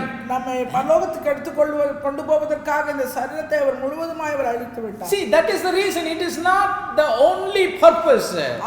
அதனால தான் இது ஒரே ஒரு நோக்கம் அல்ல, தீர்மானம் அல்ல. Christian faith should not be thought as something that can be useful for the final ticket, final passage to heaven. கடைசி பயணமாக போகிற அந்த பயணச்சீட்டுக்கு பரலோகத்துக்கு இடத்துக்காக இந்த கிறிஸ்தவ விசுவாசம் அவ்வளவு குறுகினது அல்ல. Did he create us so that we can die and immediately go to heaven? நம்மளை சிருஷ்டித்தது மரித்து நாம் பரலோகத்துக்கு போறதுக்கா? Did he form us so that we can die soon and go to heaven? நம்ம உருவாக்குனது நாம் மரித்து நாம் பரலோகத்துக்கு போவதற்கா? Just reflect upon the statements that I'm making here. நான் இங்கே சொல்லுகிற இந்த காரியத்திலே நம்முடைய கவனத்தை நாம் வைத்து பார்ப்போம். Did he call us by his name so that we can immediately die and go to heaven? பெயரை சொல்லி அவர் அழைத்ததும் இது மாதிரி மரித்து நாம் பரலோகத்துக்கு போவதற்கா? Did he redeem us on the cross of Calvary? Take that cruel death for us so that we can immediately die after we believe him and go to heaven? கொடூரமான முறையிலே மரித்து இரத்தத்தை சிந்தி மீட்டெடுத்ததும் இந்த நாம் மரித்து உடனே பரலோகம் போவதற்கா? If we are truly born again, the scripture says we have already passed from death to life. நாம் உண்மையாகவே மறுபடியும் பிறந்தவர்களானால் நாம் அந்த மரணத்தை கடந்து நாம் ஜீவனுக்கு உட்பட்டிருக்கிறோம். We are no more condemned. நாம் இனிமேல் ஆக்கினை தீர்ப்பு அடைகிறதில்லை. Because we have passed from death to life, we need to live the life the way that God has ordained for us.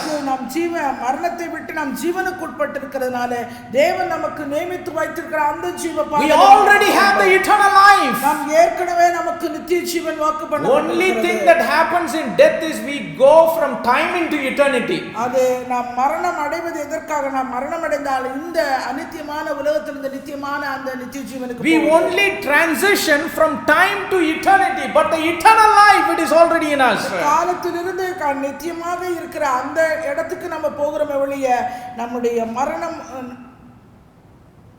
we only transition from time to eternity, but the eternal life it is already in us.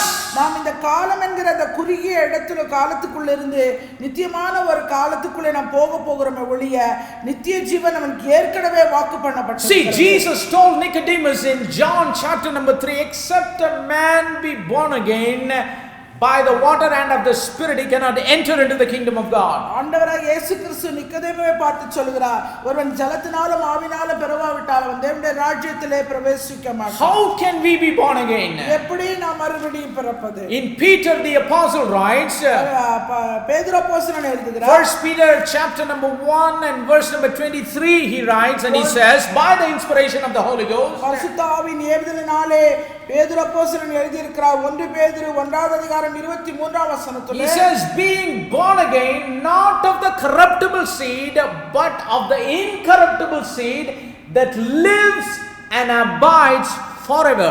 அழிவுள்ள வித்தினாலே அல்ல, என்றென்றைக்கும் நிற்கிறதும் ஜீவனுள்ளதுமான தேவ வசனமாகிய அழிவில்லாத வித்தினாலே மறுபடியும் ஜனிப்பிக்கப்பட்டிருக்கிறீர்களே.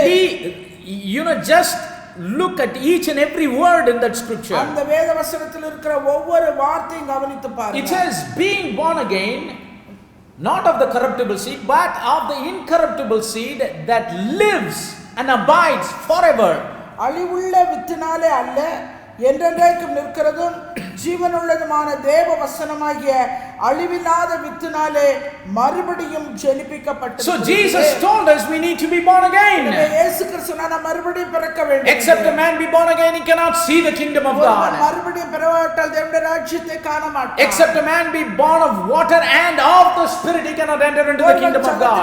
ஆவியினாலும் பிறவாவிட்டால் தேவனுடைய ராஜ்யத்துக்குள் பிரவேசிக்க மாட்டான். That which is born of the flesh is flesh, and that which is born of the spirit is spirit. பிறப்பது மாம்சமாய் இருக்கும், ஆவியினால் பிறப்பது ஆவியாய் இருக்கும். We are all once born in our flesh. ஒருமுறை நாம் எல்லாரும் மாம்சத்திலே பிறந்தாய். But the scripture says we need to be born again. வேத வசனம் சொல்கிறது நாம் மறுபடியும் பிறக்க வேண்டும். To partake in that eternal life. அந்த நித்திய ஜீவனிலே நாம் பங்கேற்பது. To have the hope of eternal life. அந்த நித்திய ஜீவனுக்குரிய நம்பிக்கையிலே நாம் இருப்பது. To pass from the condemnation of death into life, we need to be born again. அந்த மரணம் என்கிற ஆக்கினை தீர்ப்பிலிருந்து நித்திய ஜீவனுக்கு நாம் உட்படுவதற்கு மறுபடியும் பிறக்க வேண்டும். How can we be born again in our spirit? நம்முடைய ஆவியிலே நாம் மறுபடியும் எப்படி பிறப்பது? By a seed. ஒரு with. Because without a seed there cannot be a birth. ஏன்னா வித்து இல்லாமல் பிறப்பு இல்லை. A natural birth can happen only with a natural seed. எனவே இயற்கை பிறப்புக்கும் ஒரு இயற்கை with அவசியமாய். Whether it is in a plant kingdom, ஒரு தாவர வகையாக, whether it is in an animal kingdom, இல்ல ஒரு மிருக காரியம், மிருக ஜீவனுடைய, whether it is in a human kingdom, இல்ல ஒரு மனுஷிய காரியமாக இருக்கு. without a seed there cannot be a birth or a new life. With இல்லாமல் பிறப்பு இல்லை, ஒரு புது ஜீவன் உருவாக முடியாது. So if we are to be born again according to the scriptures, வேத வசனங்களின்படியாக நாம் மறுபடியும் பிறக்கப்பட வேண்டுமானால் we can be born again by the incorruptible seed of the word of God. தேவனுடைய வசனமாகிய அழிவில்லாத வித்தினாலே நாம் மறுபடியும் பிறக்கப்பட வேண்டும். Without a spirit seed there cannot be a spirit birth. எனவே ஆவி வித்து இல்லாமல் ஆவியின் பிறப்பு கிடையாது. Spirit seed is very important for a spirit birth. ஆவியின் பிறப்புக்கு ஆவியின் வித்து மிகவும் அவசியம். As no natural birth is possible without a natural seed, எப்படி இயற்கை பிறப்புக்கு இயற்கை வித்து இல்லாமல் சாத்தியமில்லையோ அதுபோல there cannot be a spirit birth without a spirit seed. ஆவியின் வித்து இல்லாமல் ஆவியின் பிறப்பு கிடையாது. The spirit seed is the word of God. ஆவியின் பிறப்புக்கு ஆவியின் வித்து என்பது தேவனுடைய வார்த்தையே. The natural seed, it will be destroyed. இயற்கை வித்தானது அழிந்து போகும். It is corruptible, the Bible says. வேதம் சொல்லுது அது அழிவுள்ள with. Any life that comes out of a natural seed, it will be destroyed. இயற்கை வித்தினால எதுவெல்லாம் உருவாகிறது அவைகள் எல்லாம் அழிந்து போகும். But when we are born again in our spirit man, நம்முடைய ஆவி மனிதனிலே நாம் மறுபடியும் பிறக்கும்போது, when we are born again in the spirit by the spirit seed, அந்த ஆவியின் வித்தினாலே நாம் மறுபடியும் நாம் ஜெனிப்பிக்கப்படும்போது, the spirit seed, the word, அந்த ஆவியின் வித்தான தேவனுடைய வார்த்தை, and the Bible says this seed of the word of God, இந்த வார்த்தையாகிய இந்த வித்து, it is incorruptible. அது அழிவில்லாதது. The scripture says it lives and it abides forever. மாத்திரமல்ல அது என்றென்றைக்கும் நிற்கிறது. The word of God, it lives and it abides forever. அது தேவனுடைய வார்த்தையானது என்றென்றைக்கும் நிலைத்து It நிற்கக்கூடியது. cannot be destroyed. அது ஒரு காலம் அழிக்கப்பட No முடியாது. powers of hell can destroy it. எந்த ஒரு பாதாளத்தின் வாசல்கள் அதிகாரமும் அதை மேற்கொள்ள அழிக்க No முடியாது. powers of the world have the உலகத்தின் strength to destroy it. இந்த தேவனுடைய வார்த்தையை அழிக்கிறதுக்கு பலம் இல்லை. Only this seed of the word of இந்த God, தேவனுடைய வார்த்தையாக வித்து மாத்திரமே. it lives and it abides forever. அது என்றென்றைக்கும் நிற்கிறது, ஜீவன் உள்ளது. So when a person, எனவே ஒரு நபர் when he is born again அவன் மறுபடியும் பிறந்து விட்டான், in his spirit அந்த ஆவியிலே by the spirit seed of the word of God, தேவனுடைய வார்த்தையாகிய இந்த ஆவியின் வித்தினாலே அவன் மறுபடியும் பிறந்து what விட்டான். happens is நடக்கிறது என்ன? he inherits and possesses the incorruptibility of the word of God in him. தேவனுடைய வார்த்தையாகிய அழிவில்லாத தன்மையை தனக்கு சுதந்திரமாக தனக்கு ஆசியாவன் பெற்றுக் கொள்கிறார். That is why Jesus said, அதனால ஆண்டவராய் இயேசு சொன்னார், you have already passed from death to life. ஏற்கனவே மரணத்துக்கு நீங்க ஜீவனுக்கு உட்பட்டிருக்கிறீர்கள். Why? What's the reason? ஏன் என்ன காரணம்? Because the seed from which you are born again, நீங்க பிறந்த அந்த வித்தானது it is living forever. அது என்றென்றைக்கும் நிற்கக்கூடியது. It abides forever. அது என்றென்றைக்கும் நிலைத்து நிற்கக்கூடியது. It cannot be அது destroyed. ஒரு காலம் அழிக்கப்பட மாட்டாது. It is immortal. அது அழியாதது. Because that seed, that spirit seed is the word of God. அந்த ஆவியின் வித்தானது அது தேவனுடைய வார்த்தையே. If this word is in us, இந்த வார்த்தை நமக்குள்ளே we are இருக்கிறது. born again genuinely by the word of God. அவருடைய வார்த்தையாக வித்தினால நாம் மறுபடியும் பிறந்திருப்போமானால் We have the eternal life in us already. நம்முடைய வாழ்க்கையிலே நித்திய ஜீவனானது ஏற்கனவே நமக்கு Your கொடுக்கப்பட்டது. flesh may be mortal, ஒருவேளை உன்னுடைய மாம்சம் அழிந்து போகலாம், but the life in you ஆனால் உனக்குள்ள இருக்கிற அந்த ஜீவன் is the very life of அது God. தேவனுடைய ஜீவனாய் இருக்கிறது. Because it came through His seed, which is the word of God. அவருடைய வார்த்தையாக வித்தினால அது உருவானது. As God lives and abides forever, தேவன் எப்படி என்றென்றைக்கும் as நிலைத்திருக்கிறாரோ, God is eternal, our நித்தியமானவர். so also His word lives and abides forever. அவருடைய வார்த்தையும் நித்தியமாய் என்றென்றைக்கும் As நிலைத்திருக்கிறது. God is eternal, so also His word is eternal. தேவன் நித்தியமானவர், அவருடைய வார்த்தையும் And if we நித்தியமானவர். are born again by this eternal word, நித்தியமான வார்த்தையினால் நாம் மறுபடியும் we are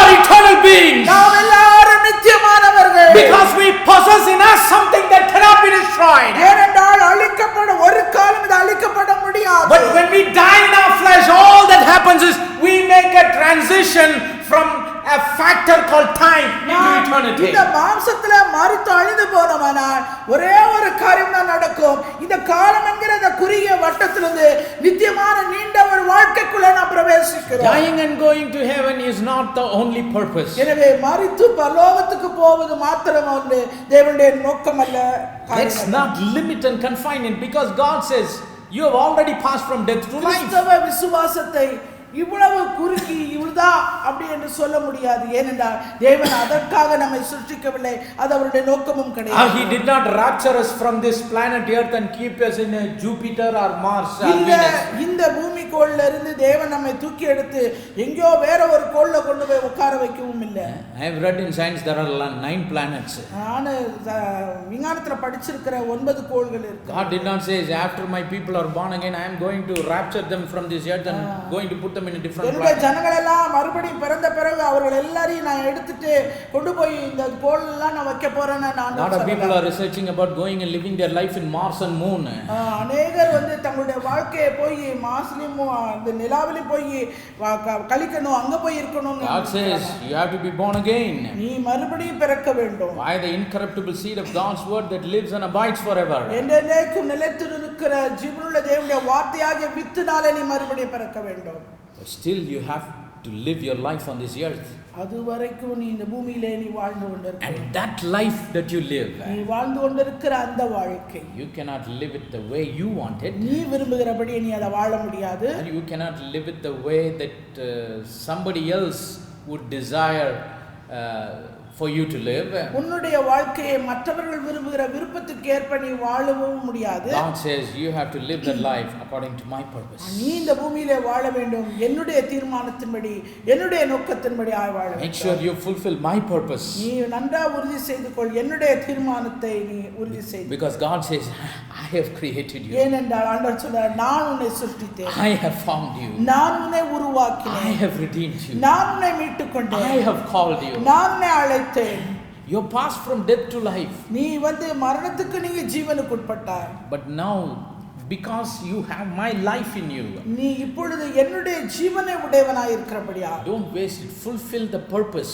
நீ காலத்தை விரயமனாத என்னுடைய நோக்கத்தை நிறைவேற்று. As long as I am keeping you on this earth, இந்த பூமியிலே நான் உன்னை வைத்திருக்கிற காலம் வரைக்கும் fulfill my purpose. என்னுடைய தீர்மானத்தை நோக்கத்தை நிறைவேற்று. See, we don't realize this. We think and plan, we do, we see here, we there and do all kinds of things. நாம இத பத்தியே சிந்திக்கிறதில்ல. நம்ம காரியம் எதுவோ போறதுன்னா வரதுன்னா செய்யறதுன்னா நம்ம காரியத்தை நான் What I like for my life. எனக்கு என்னுடைய வாழ்க்கைக்கு எது பிடிக்கும். Or we go and see some other people what they are doing. இல்ல மத்தவங்க என்ன செய்றாங்க, அவங்க எப்படி இருக்கறாங்க. What my neighbor is doing. இல்ல எனக்கு பக்கத்து வீட்டுக்காரன் என்ன செய்றான். What my neighbor's children are doing. இல்ல என்னுடைய பக்கத்து வீட்டுக்காரன் பிள்ளைங்க எப்படி இருக்காங்க, என்ன செய்றாங்க. For an ordinary thing to send their children to a college, they are just calculating, my neighbor's son is studying that course in that college, so I am also going to send my son to that same college to do the same course. ஒரு சாதாரண உலக படிப்பு காரியத்துல பெற்றோர்கள் என்ன பண்றாங்க, என் பிள்ளை போய் அடுத்தவன் பிள்ளை அவன் பிள்ளை எந்த காலேஜில் படிக்கிறான், என் பிள்ளை போய் இந்த காலேஜில் படிக்கிறது, அவன் பிள்ளை எங்க படிக்குதோ அங்க போய் என் பிள்ளையும் படிக்கணும். They want to copy the purpose. இப்படி எல்லாவற்றையும் அவர்கள் காப்பி அடிக்கிறார்கள். நோக்கங்கள் எல்லாம் தீர்மானங்கள். Copy from God. நீங்க தேவனிடத்தை copy. He knows the real purpose for our life. அவர் நம்முடைய வாழ்க்கையினுடைய உண்மையான நோக்கத்தை தீர்மானத்தை உடையவர். He is the one who created us, formed us, redeemed us and called us by by name. நம்மை சிருஷ்டித்தார், மீட்டெடுத்தார், அவர் உருவாக்கினார், மீட்டெடுத்தார், அழைத்தார். And the scripture says we are called according to his purpose. அவருடைய தீர்மானத்தின்படி அழைக்கப்பட்டவர்கள். And in Matthew 22 and verse number 14 Jesus said many are called but only few are chosen. ஆனால் மத்தேயு 22:14 பார்க்கிறோம், அழைக்கப்பட்டவர்கள் அநேகர், தெரிந்து கொள்ளப்பட்டவர்களோ சிலர். Why did he say this? Many are called but only few are chosen. ஏன் ஆண்டவர் அப்படி சொன்னாரு, அழைக்கப்பட்டவர்கள் அநேகர், தெரிந்து கொள்ளப்பட்டவர்கள் சிலர் என்று? Why not all those that are called are chosen? ஏன் அழைக்கப்பட்ட அத்தனை பேரும் தெரிந்து கொள்ளப்படல? The difference is the purpose of God. வித்தியாசம் என்னவென்றால் தேவனுடைய தீர்மானமே. Many are called but few are chosen. அழைக்கப்பட்டவர்கள் அநேகர், but the few chosen are the ones that are called according to the purpose of God. தெரிந்து கொள்ளப்பட்ட சிலர் மாத்திரம் அவர்கள் தெரிந்து கொள்ளப்பட்டது எதற்காக? தேவனுடைய தீர்மானத்தை நிறைவேற்றுவதற்காக. When we go and read the redemption story in the book of Exodus, யாத்ராம புத்தகத்திலே இந்த மீட்பின் காரியத்தை நாம் பார்க்கும்போது, it's a great redemption story that God allowed it to pan out on this earth in the shadows. நிழலாட்டத்திலே யாத்ராம புத்தகத்திலே ஒரு பெரிதான அந்த மீட்பின் காரியத்தை அவர் செய்ததை நாம் பார்க்க முடியும். 400 years the children of Israel were in the bondage of Egypt. இஸ்ரவேல் புத்திரர் 400 வருடங்களாக எகிப்திலே அடிமைத்தனமாய் இருந்தார்கள். And God chose Moses to be the deliverer. அங்கே மோசேயை தேவன் விடுதலை செய்யக்கூடியவனாய் தேர்ந்தெடுத்தார். God spoke to Moses in Exodus chapter number 3 and he said, Moses, you go in my stead. I have chosen you to be the deliverer, to go and bring back my people. Yatra 3வது அதிகாரத்திலே கர்த்தர் மோசேயை அழைத்து, நீ போய் எகிப்துக்கு போய் என் ஜனங்களை நீ மீட்டுக் கொண்டு வா என்று சொல்லி அவர் சொல்லுகிறார். Moses goes to Pharaoh, he stands before his presence and he says, thus saith the Lord, let my people go. அங்கே பார்வோனுடைய சமூகத்துக்கு சென்ற மோசே சொல்லுகிறார், என் ஜனங்களை நீ அனுப்பிவிடு, கர்த்தர் சொல்லுகிறதாவது என் ஜனங்களை நீ அனுப்பு என்று. Pharaoh, we all know, did not leave the people that easily. நாம் எல்லாருக்கும் நன்றாக தெரியும், ஜனங்களை சுலபமாக அவன் அனுப்பவில்லை. After a lot of things that happened in the land of Egypt, எகிப்து தேசத்திலே अनेक காரியங்கள் அங்கே நடந்தது. Finally Pharaoh let the people go. இறுதியாக பார்வோன் ஜனங்களை போக அனுமதித்தான். The Bible says approximately 600,000 men வேதம் சொல்கிறது the land of Egypt. எகிப்து தேசத்தை விட்டு வெளியே வந்தவர்கள் ஏறத்தாழ 6 லட்சம் புருஷர்கள் என்று. Many were called. அழைக்கப்பட்டவர்கள் अनेகர். Men alone is 600,000. புருஷர் மாத்திரம் 6 லட்சம் பேர். Not male, men. வெறும் புருஷர்கள் மாத்திரம் 6 லட்சம் பேர். If you have 600,000 men had one wives at that day, அந்த நாட்களிலே இந்த 6 லட்சம் புருஷர்களுக்கும் ஒரு மனைவியை வைத்து பார்த்தோம்னா 12 lakh people. அங்கே 12 லட்சம் ஆகும். If you just think that every couple had one children, அதுபோல ஒவ்வொரு கணவன் மனைவிக்கும் ஒரு குழந்தை இருக்குமானா 18 lakh people, 1.8 million people. 18 லட்சம் ஜனங்கள் ஆவார்கள். If every family had just one servant, ஒரே ஒரு வேலைக்காரனை ஒவ்வொரு குடும்பம் வைத்திருந்தா, just think where the number is going. அங்க எண்ணிக்கை எங்க போயிட்டு இருக்கு பாருங்க. 2.4 million or 24 lakh people. 24 லட்சம் ஜனங்களாய். Many were called. அழைக்கப்பட்டவர்கள் अनेகர். From the land of Egypt. அந்த எகிப்து தேசத்திலிருந்து. But how many people go into the land of promise? ஆனால் வாக்குத்தத்தம் பண்ணப்பட்ட தேசத்துக்குள்ளே சென்றவர்கள் எத்தனை பேர்? Many were called. அழைக்கப்பட்டவர்கள் अनेகர். Men alone 600,000 they were called. புருஷர்கள் மாத்திரம் 6 லட்சம் பேர் அழைக்கப்பட்டார்கள். But of all those thousands and thousands and lakhs and millions of people, only 2. அவிதமாய் வந்த லட்சக்கணக்கான ஆயிரமான அந்த ஜனங்களுக்கு மத்தியிலே 2 பேர் மாத்திரமே வாக்குத்தத்தம் பண்ணப்பட்ட தேசத்துக்குள்ளே பிரவேசித்தார்கள். We all know who it is. It is Joshua and Caleb. அது யார் என்று நமக்கு நன்றாக தெரியும். அது யோசுவாவும் காலேபும். Why only 2 people? ஏன் 2 பேர் மாத்திரம்? That's why Jesus said many are called. அதனால தான் ஆண்டவராகிய இயேசு See, this is something that happened in the shadows. இது நிழலாட்டத்துல ஏதோ ஒரு காரியம் நடந்தது. The Old Testament is a shadow to the reality of the days and times in which we are living. இந்த பழைய ஏற்பாடானது புதிய ஏற்பாட்டுக்குரிய நிழலாட்டமாக இருக்கிறது. நாம் வாழ்ந்து கொண்டிருக்கிற இந்த காலத்துக்குரிய நிழலாட்டம் தான் பழைய ஏற்பாடு. Old Testament is New Testament concealed and New Testament is Old Testament revealed. பழைய ஏற்பாடு என்பது புதிய ஏற்பாடை உள்ளடக்கியது. புதிய ஏற்பாடு என்பது பழைய ஏற்பாடை வெளிப்படுத்துகிறது. The Old Testament, it's just a concealment of the New Testament. புதிய ஏற்பாட்டை உள்ளடக்கியது தான் பழைய ஏற்பாடு. New Testament is nothing but the Old Testament being revealed to us. புதிய ஏற்பாடு என்பது பழைய ஏற்பாட்டை வெளிப்படுத்துகிற ஒன்றாக இருக்கிறது. And it is a shadow. இது ஒரு நிழலாட்டம். See, if you think about a shadow, ஒரு நிழலை குறித்து நீங்கள் நினைப்பீர்களானா, if you see the shadow of someone ஒருவருடைய நிழலை நீங்கள் பார்ப்பீர்களா? It means the real person is very close to that shadow. அந்த நிழலுக்கு பக்கத்திலே நிஜமான நபர் அங்க அருகில் தான் இருக்கிறார். Without the reality there cannot be a shadow. எனவே ஒரு நிஜமான காரியம் இல்லாமல் ஒரு நிழலாட்டம் என்பது கிடையாது. Praise the name of the living God. So when God allowed the things to pan out in the Old Testament shadows, அந்த நிழலாட்டத்தை தேவன் காரியங்களை இவ்விதமாய் வெளிப்படுத்தி அவர் செய்திருந்தாரானால், he had the reality of the New Testament in his mind. தன்னுடைய புதிய ஏற்பாட்டு காலத்திலே தன்னுடைய காரியங்கள் எல்லாவற்றையும் அவர் தன்னுடைய சிந்தையிலே கொண்டவராய் He knew about the church of Jesus Christ when he was dealing with the people of the children of Israel. அந்த இஸ்ரவேல் ஜனங்களோடு கூட காரியங்களை செயல்படுத்தும் போதே புதிய ஏற்பாட்டு சபையை குறித்த ஒரு எண்ணத்தை தன்னுடைய சிந்தையிலே கொண்டார். So that's why when our Lord Jesus came into this world in flesh and blood, அதனால தான் நம்ம ஆண்டவராய் இயேசு கிறிஸ்து மாம்சத்தோடும் இரத்தத்தோடும் இந்த பூமியிலே வந்தார். he opened up his mouth and he spake and he said that many are called. அவர் தம்முடைய வாயை திறந்து சொன்ன வார்த்தை அழைக்கப்பட்டவர்கள் அநேகர். Many. அழைக்கப்பட்டவர்கள் அநேகர். During the days of Noah, the message was preached to everyone. அந்த நோவாவின் காலத்திலே செய்தியானது அநேகருக்கு எல்லாருக்கும் பிரசங்கிக்கப்பட்டது. Noah was not just an ark builder. My Bible says he is a preacher of righteousness. அங்கே நோவா வெறும் பேழையை கட்டினவர் மாத்திரமல்ல, அவர் நீதியை பிரசங்கித்தவர் என்று வேதம் சொல்லுகிறது. Noah not only received the word from God and did what the Lord asked him to do. Noah தேவனிடத்திலிருந்து வார்த்தையை கட்டளையை பெற்று அதன்படி அவன் செய்தவன் மாத்திரமல்ல, but he went around and preached to everyone what the Lord had spoke to him. ஆண்டவர் அவரிடத்தில் என்ன பேசி சொன்னாரோ அவைகள் எல்லாவற்றையும் அவன் பிரசங்கித்து வந்தான் ஒவ்வொருவருக்கும். The words that God spake to Noah was spoken to everyone else that lived in this day and time.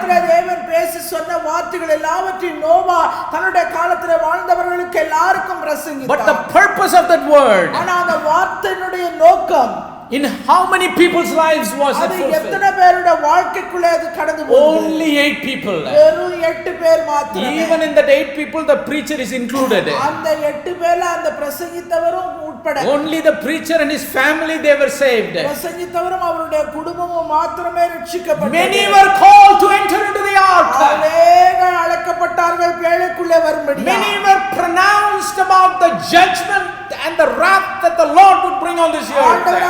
ஆண்டவர் இந்த பூமியிலே கொண்டு வர போகிற நியாய தீர்ப்பையும் அவருடைய கோபாக்கினையும் குறித்து கேள்விப்பட்டார்கள் அநேகர். But only a few people were chosen to escape that. ஆனால் சிலர் மாத்திரமே அதிலிருந்து தப்பும்படியாய் காக்கப்பட்டார்கள். Same way in the redemption story of the children of Israel from the land of Egypt. இஸ்ரவேலுடைய மீட்பின் காரியத்திலும் அதே கதை. 600,000 people, many were called out of Egypt. 6 லட்சம் புருஷர்கள் எகிப்து தேசத்தை விட்டு வெளியே வந்தார்கள். God Almighty, He literally called 600,000 men alone from the land of Egypt. 6 லட்சம் புருஷர்கள் மாத்திரம் எகிப்து தேசத்தை விட்டு வெளியே வந்தார்கள் என்று வேதத்தில் வாசிக்கிறோம். But only 2. ஆனா 2 பேர் மாத்திரமே. Not difficult to count. You can count it with your fingers.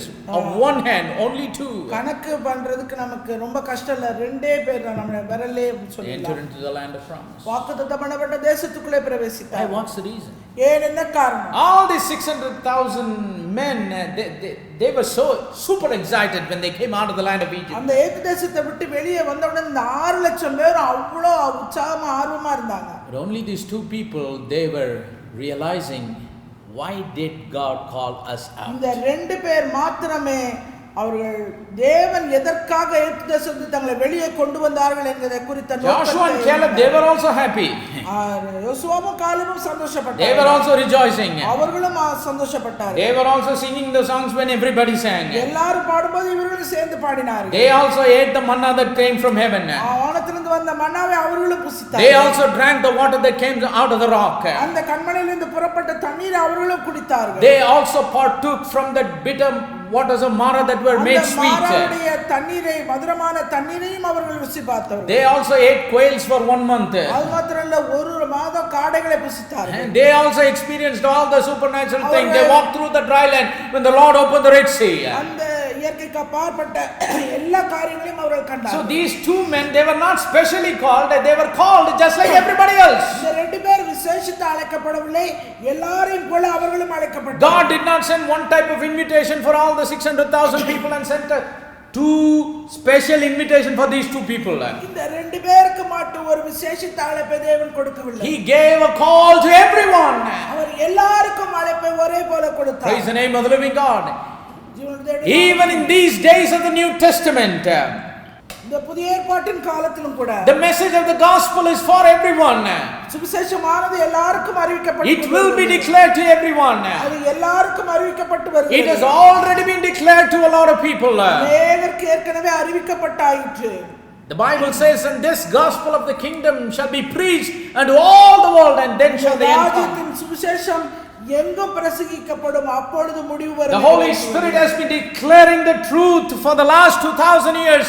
This church is in existence in this world. ஆவியானவர் இந்த சத்தியத்தை கடந்த 2000 வருட காலங்களாக எல்லாருக்கும் எல்லா இடங்களிலும் அவர் அறிவித்துக் கொண்டிருக்கிறார். Many are called, அழைக்கப்பட்டவர்கள் அநேகர். but all those who are called are not chosen. ஆனால் அழைக்கப்பட்ட அனைவருமே அவர்கள் தெரிந்து கொள்ளப்படவில்லை. These are not my words, but the words of the living God. என்னுடைய வார்த்தை இல்லைங்க, இது வேதத்து வசனத்துடைய வார்த்தை. Apostle Peter, when he wrote his epistle, he says, அப்போஸ்தலனாகிய பேதுரு தன்னுடைய நிருபத்தில் அவர் எழுதுகிறார், make your calling and your election sure. நீங்கள் அழைக்கப்பட்ட அழைப்பையும் தெரிந்து கொள்வதையும் உறுதியாக்கிக் கொள்ளுங்கள். He not only said just make your call sure, நீங்க உங்களுடைய அழைப்பை உறுதியாக்கிக் கொள்ளுங்கள் சொல்லல, but he said make your calling and your election sure. நீங்கள் அழைக்கப்பட்ட அழைப்பையும் தெரிந்து கொள்வதிலையும் உறுதியாக்கிக் For கொள்ளுங்கள். if you do these things, நீங்கள் இவைகளை செய்வீர்களானால் you shall never fall. நீங்கள் ஒரு காலம் இடறி விழுகிறதில்லை.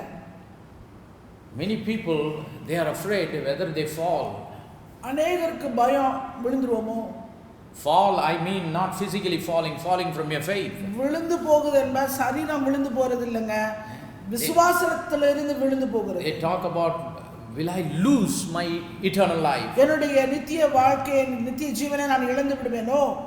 This Bible says, இந்த வேதம் சொல்லுகிறது, if we make our calling and our election sure, these are not my words. இது என்னுடைய வார்த்தை இல்லைங்க, இது வேத வசனத்தின் வார்த்தை. உங்கள் அழைக்கப்பட்ட அழைப்பையும் தெரிந்து கொள்வதிலையும் நீங்கள் உறுதியாய் இருப்பீர்களாக. If anyone have doubts whether you will fall from your faith, whether you lose your eternal life, நீங்க உங்களுக்கு உங்களுடைய விசுவாசத்திலிருந்து வழுவி போய் உங்களுடைய நித்திய ஜீவனை இழந்து போவோம்னு யாருக்கா சந்தேகம் இருந்ததுன்னா, the word of God has got a perfect solution for that.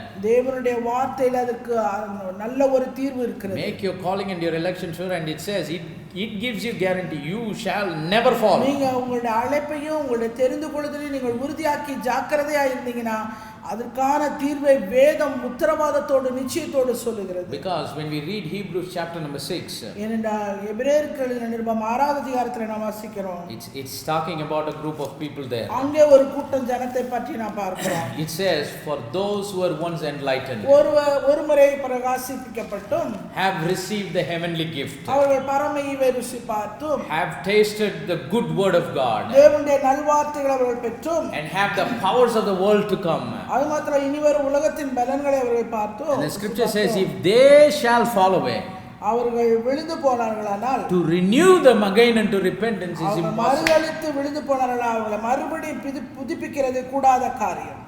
So reading that, it is very dreadful.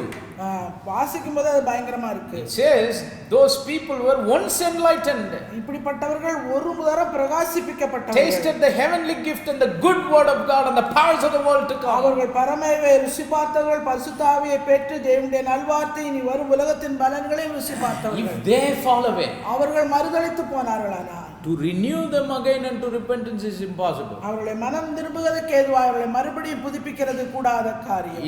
It's God says it's impossible, not because it is impossible with him, because the Bible says with God all things are possible. இந்த புதுப்பிக்கிறது கூடாத காரியம் இது தேவனால கூடாத காரியம் இல்லைங்க, தேவனால எல்லாம் கூடும் என்று நாம் வேதவசனம். God has said it is impossible because the people who have fallen, they will not repent and accept the grace of God. They would love to be in that fallen state because they are deceived. இந்த கூடாத காரியம் என்பது தேவனாலே அல்ல, அந்த ஜனங்கள் அவர்கள் மறுதலித்து அவர்கள் மனம் திரும்பாதபடிக்கு அவர்கள் வழுவி போனதினாலே கூடாததாக. But if we need to make sure that we don't fall prey as victims to that state, அந்த நிலைமைக்கு நாம் விழுந்து போகாதபடி, அதில் பறந்து விழுந்து போகாதபடி நாம் நம்மை காக்க the scripture gives us a wonderful solution. Make your calling and your choosing, your election sure. For if you do these things, you will never fall. வேதவசனம் நமக்கு அருமையான ஒரு தீர்வை கொடுக்கிறது. நாம் அழைக்கப்பட்ட அழைப்பையும் தெரிந்து கொள்வதிலையும் உறுதியாக்கி நாம் ஜாக்கிரதையாய் இருப்போமானால் இவைகளை நாம் செய்யும்போது ஒரு காலம் இடறி விடுகிறதில்லை. Praise the name of the living God. நாமத்துக்கே மகிமை. Like many were called in the Old Testament, but few are chosen. பழைய ஏற்பாட்டிலே அழைக்கப்பட்ட அநேகர் தெரிந்து கொள்ளப்பட்ட சிலரைப் போல. Even in the day and the time in which we are living, நாம் வாழ்ந்து கொண்டிருக்கிற இந்த காலத்திலே இந்த நாட்களிலே God is calling many. ஆண்டவர் அநேகரை அழைக்கிறார். But not all those that are called are chosen. அந்த அழைக்கப்பட்ட அனைவருமே அவர்கள் தெரிந்து கொள்ளப்படவில்லை. Many people may respond to that call in the beginning.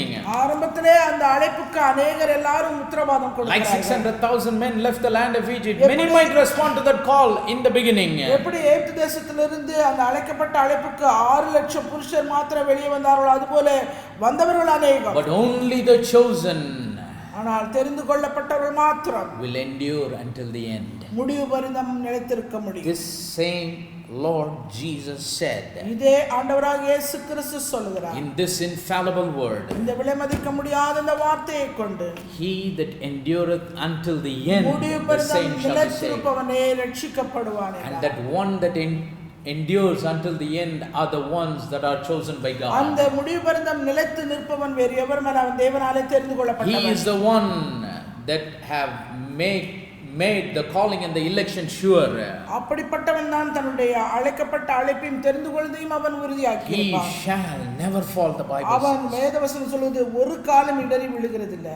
So whenever there is a call, எப்பொழுதெல்லாம் ஒரு அழைப்பு இருக்கிறதோ there are two things. அங்கே இரண்டு காரியங்கள்.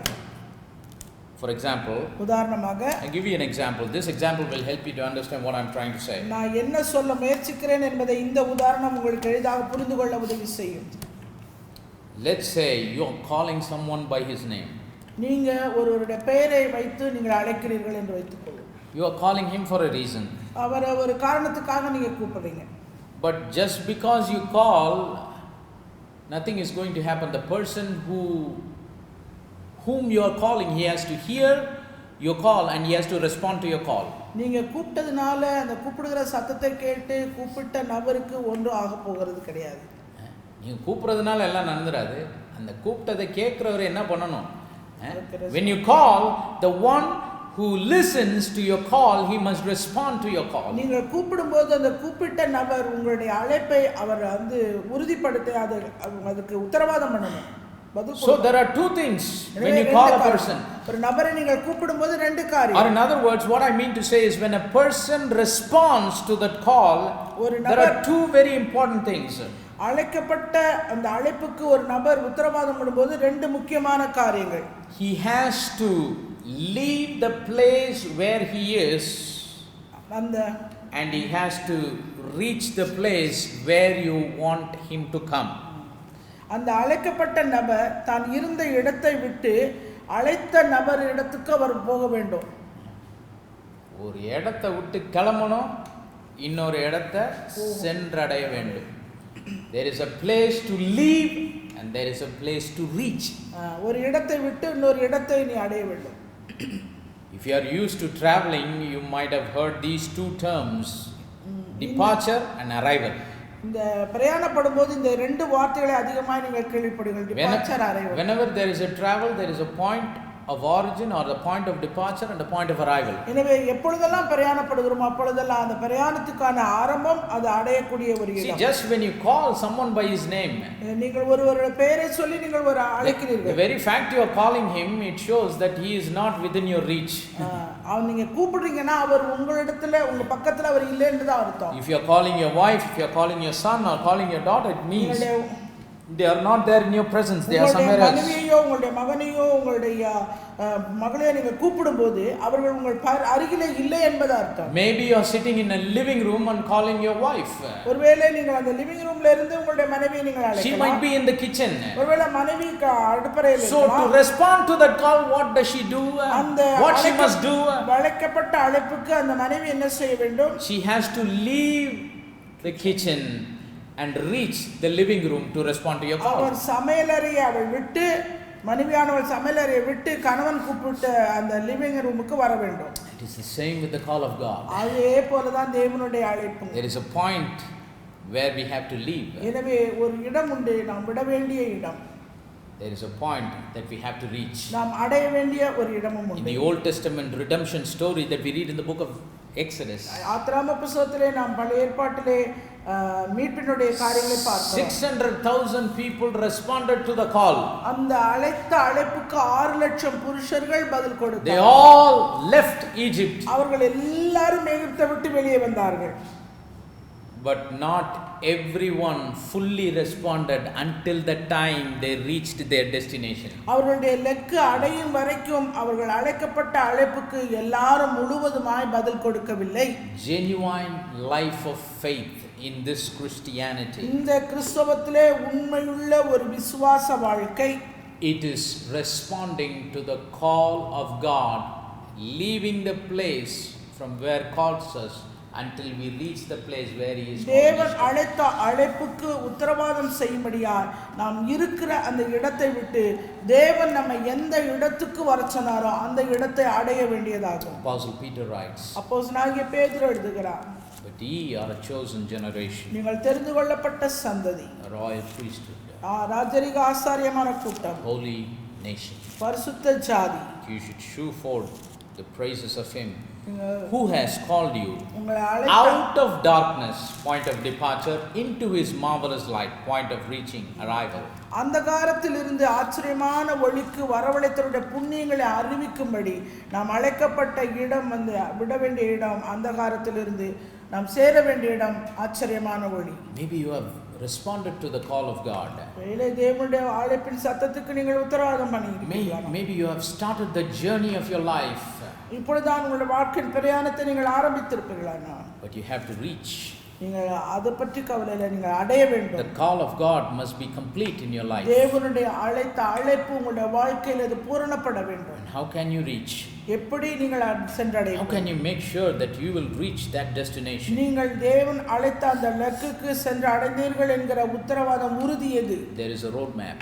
அங்கே ஒரு வரைபடம் உண்டு. Only if you follow through that route you அந்த will reach the வரைபடத்தை destination. நீங்கள் பின்பற்றி சென்றால் மாத்திரமே தேவன் அழைத்த அந்த அழைப்பின் இலக்குக்கு. Because in this life in Christ there are not many ways, there is only one way. கிறிஸ்து அழைத்த இந்த வாழ்க்கையின் பாதையிலே अनेक வழிகள், अनेक பாதைகள் இல்ல.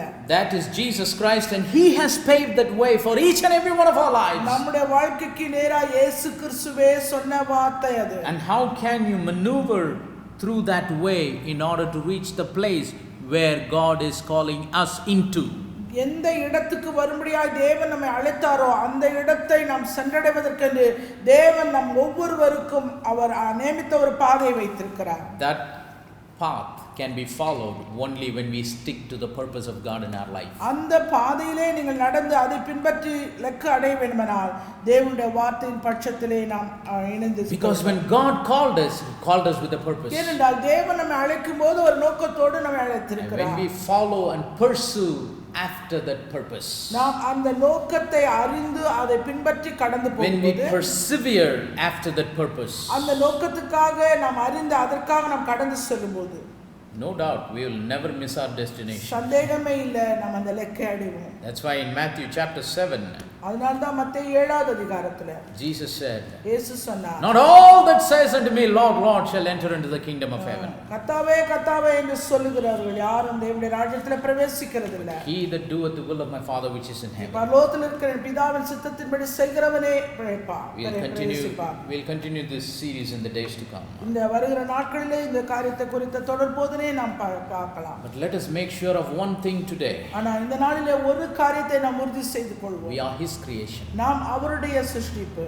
We are formed by him. நாம் அவராலே உருவாக்கப்பட்டவர்கள். We are redeemed by him. நாம் அவராலே மீட்கப்பட்டவர்கள். We are called by him. அது மாத்திரமல்ல அவராலே நாம் அழைக்கப்பட்டவர்கள். Because he did these 4 things, we are existing in this world. இந்த காரியங்களே இந்த 4 காரியங்களை அவர் செய்ததனாலே நாம் இந்த உலகத்திலே காணப்படுகிறோம். As I am speaking these words, as you are watching from there, it's all because of him that we exist now. நாம் இங்கே நின்று பேசிக் கொண்டிருப்பதும் நீங்கள் அங்கே இருந்து கவனித்துக் கொண்டிருப்பதும் இவை எல்லாமே தேவன் நமக்கு செய்த காரியங்கள். Then he says, I did all these things because you are mine. இவை எல்லாவற்றையும் நான் செய்தேன், நீ என்னுடையவன் என்கிறார். And I did all these things because I have a purpose. நான் இவை எல்லாவற்றையும் செய்திருக்கிறேன் ஒரு தீர்மானத்துக்காக, நோக்கத்துக்காக. That's why I called you with a purpose. அதனால தான் ஒரு நோக்கத்துக்காக, தீர்மானத்துக்காக நான் உன்னை அழைத்திருக்கிறேன். So it's very important that believers must get very serious about fulfilling only the purpose of God in their life. விசுவாசிகளுக்கு மிகவும் அதிமுக்கியமான ஒரு காரியம் என்றால் தேவன் என்ன நோக்கத்துக்காக அழைத்தாரோ அந்த நோக்கத்தை நிறைவேற்றி முடிக்க வேண்டும். Maybe God allowed all these confusions to happen in this world in the last several months just to wake up his people, for them to realize, am I pursuing my life in God's purpose? கடந்த சில மாதங்களாக நடைபெற்று வருகிற இந்த கடினமான சூழ்நிலைகளை தேவன் அனுமதித்த ஒரு நோக்கம், ஒரு காரணம், நம்முடைய ஜனங்கள் ஆண்டவர் என்னை எதற்காக இந்த பூமியிலே உருவாக்கினார், சிருஷ்டித்தார், வைத்தார் என்கிற அந்த ஒரு உணர்வை கொண்டு வருவதற்கு. Anytime God does something, he has a specific message for the world and a specific message for his people. அநேக காரியங்கள் நடக்கும்போது உலகத்துக்கென்று தேவன் ஒரு குறிப்பிட்ட காரியத்தையும் தம்முடைய ஜனத்துக்கென்று ஒரு குறிப்பிட்ட காரியத்தையும் அவர் செய்தியாக அறிவிக்கிறவராய் இருக்கிறார். There's no need for us to know what the Lord is trying to tell the world, whether they listen to it or not, but it's very important to heed to what the Lord is saying to his people. தேவன் உலகத்துக்கு என்ன காரியத்தை சொன்னார், அது உலகம் கவனிச்சதா, அதை கேட்டதா, அதை பத்தி நமக்கு அவசியம் இல்லை. ஆனால் அவருடைய ஜனமாய் இருக்கிற நமக்கு தேவன் என்ன சொன்னார், எதற்காக சொன்னார் என்கிற அந்த ஒரு காரியத்தை நாம் அறிந்து அதை நாம் உணர வேண்டியவர்களாய் இருக்கிறோம். One of the things is that I believe we must realize நான் விசுவாசிக்கிறேன், he has created us. இவைகள் எல்லாவற்றிலும் நான் உணர்கிற ஒரு காரியம், அவர் என்னை சிருஷ்டித்திருக்கிறார். He has formed us. அவர் நம்மை உருவாக்கி இருக்கிறார். He has redeemed us. அவர் நம்மை மீட்டெடுத்திருக்கிறார். He has called us. அவர் நம்மை அழைத்திருக்கிறார். That's why we belong to him and him alone. அதனாலே நாம் அவருக்கு மாத்திரமே உடையவர்கள். Everyone that is genuinely born again by the incorruptible seed of the word of God, தேவனுடைய வார்த்தையாகிய அவருடைய அழிவில்லாத வித்தினாலே மறுபடியும் ஜெனிப்பிக்கப்பட்ட ஒவ்வொருவரும் they belong to him and him alone. அவருக்கு மாத்திரமே சொந்தமானவர்கள். They are created, formed, redeemed and called by God himself. அவர்கள் தேவனாலே சிருஷ்டிக்கப்பட்டவர்கள், உருவாக்கப்பட்டவர்கள், மீட்கப்பட்டவர்கள், அவராலே அழைக்கப்பட்டவர்கள். Let's say they are called because God has a purpose for them. அவர்களை தேவன் அழைத்திருக்கிறார் என்றால் அதற்கு ஒரு தீர்மான நோக்கம் உண்டு. God bless you all in Jesus name. இயேசு கிறிஸ்து தாமே உங்கள் யாவரையும் ஆசீர்வதிப்பார். Let us pray. நாம் யாவரும் ஜெபிப்போம். Oh gracious and loving heavenly Father, we thank you for this wonderful evening. கிருபையும் அன்பும் நிறைந்த பரலோக தகப்பனே, இந்த அருமையான மாலை நேரத்துக்காய் நன்றி செலுத்துகிறேன். Thank you Lord for the words of life that you have spoken into our hearts. ஆண்டவரே, எங்கள் இதயத்துக்கு நேராய் பேசின நம்முடைய ஜீவனுள்ள வார்த்தைக்காய் உமக்கு நன்றி செலுத்துகிறேன். Let us not just be the talkers and the hearers of the word, but be the doers of the word. ஆண்டவரே, இந்த வேத வசனத்தை நாங்கள் பேசுகிறவர்களாக, கேட்கிறவர்களாக மாத்திரமல்ல, அதன்படி செய்கிறவர்களாக நீர் எங்களை மாற்றும். It doesn't matter who we are or what we are, where we are from. Help us to realize that we are created, formed, redeemed and called by you, and that we belong to you alone. ஆண்டவரே, நாங்கள் யார், எப்படிப்பட்டவர்கள், எங்கே இருக்கிறோம் என்பது காரியமல்ல.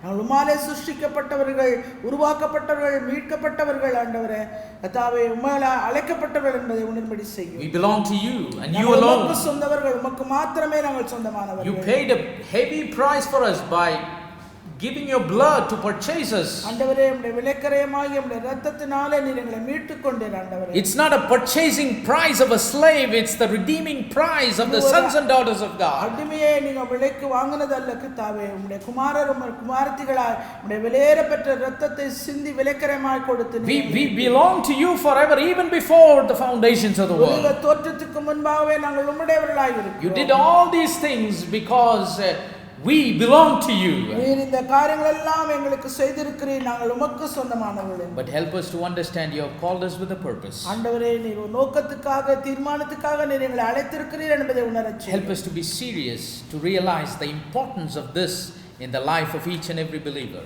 ஒவ்வொரு விசுவாசியுடைய வாழ்க்கையிலும் இந்த அழைப்பை குறித்ததான ஒரு கவனத்தையும் அதை குறித்ததான ஒரு தெளிவை நீர் கொடுக்க வேண்டுமாய் ஜெபிக்கிறேன். Help us to walk in the path that you have paid for us. எங்களுக்காக நீர் கொடுத்து விலைக்கரையத்தை கொடுத்து ஏற்படுத்தி வைத்திருக்கிற அந்த பாதையிலே நாங்கள் அறிந்து கொள்ள, அதில் நடந்து கொள்ள உதவி We செய்யும். declare that all the glory, honor and praise is yours and yours alone. சகல துதி கன மகிமை மேன்மேலாம் உமக்கு ஒருவருக்கே உண்டாட்டும். Grant your people their heart's desires. உம்முடைய ஜனத்துக்கு உம்முடைய இதயத்தின் வாஞ்சை நிறைவேற்றி தாரும். Protect them and provide for them and lead them and guide them. அவர்களை பாதுகாத்துக் கொள்ளும், அவருடைய பராமரியும், அவருடைய போஷிக்கும், அவருடைய வழிநடத்தும். Help them also to follow you with all of their hearts. ஆண்டவரே, முழு இதயத்தோடு உம்மை பின்பற்ற பின்பற்றவர்களுக்கு உதவி செய்யும். In Jesus Christ's name we pray. இயேசு கிறிஸ்துவின் நாமத்தினாலே ஜெபிக்கிறேன். Amen. ஆமென். என் ஆத்மாவே கர்த்தரை ஸ்தோத்திரி. உம்முடைய பரிசுத்த நாமத்தை ஸ்தோத்திரி. என் ஆத்மாவே கர்த்தரை ஸ்தோத்திரி. அவர் செய்த சகல உபகாரங்களை மறவாதே. Amen. God bless you all until we see again. God be with us. மறுபடியும் நாம் சந்திக்கும் வரை கர்த்தர் உங்களோடு கூட இருப்பாராக. ஆண்டவர் நம்மை ஆசீர்வதிப்பார்.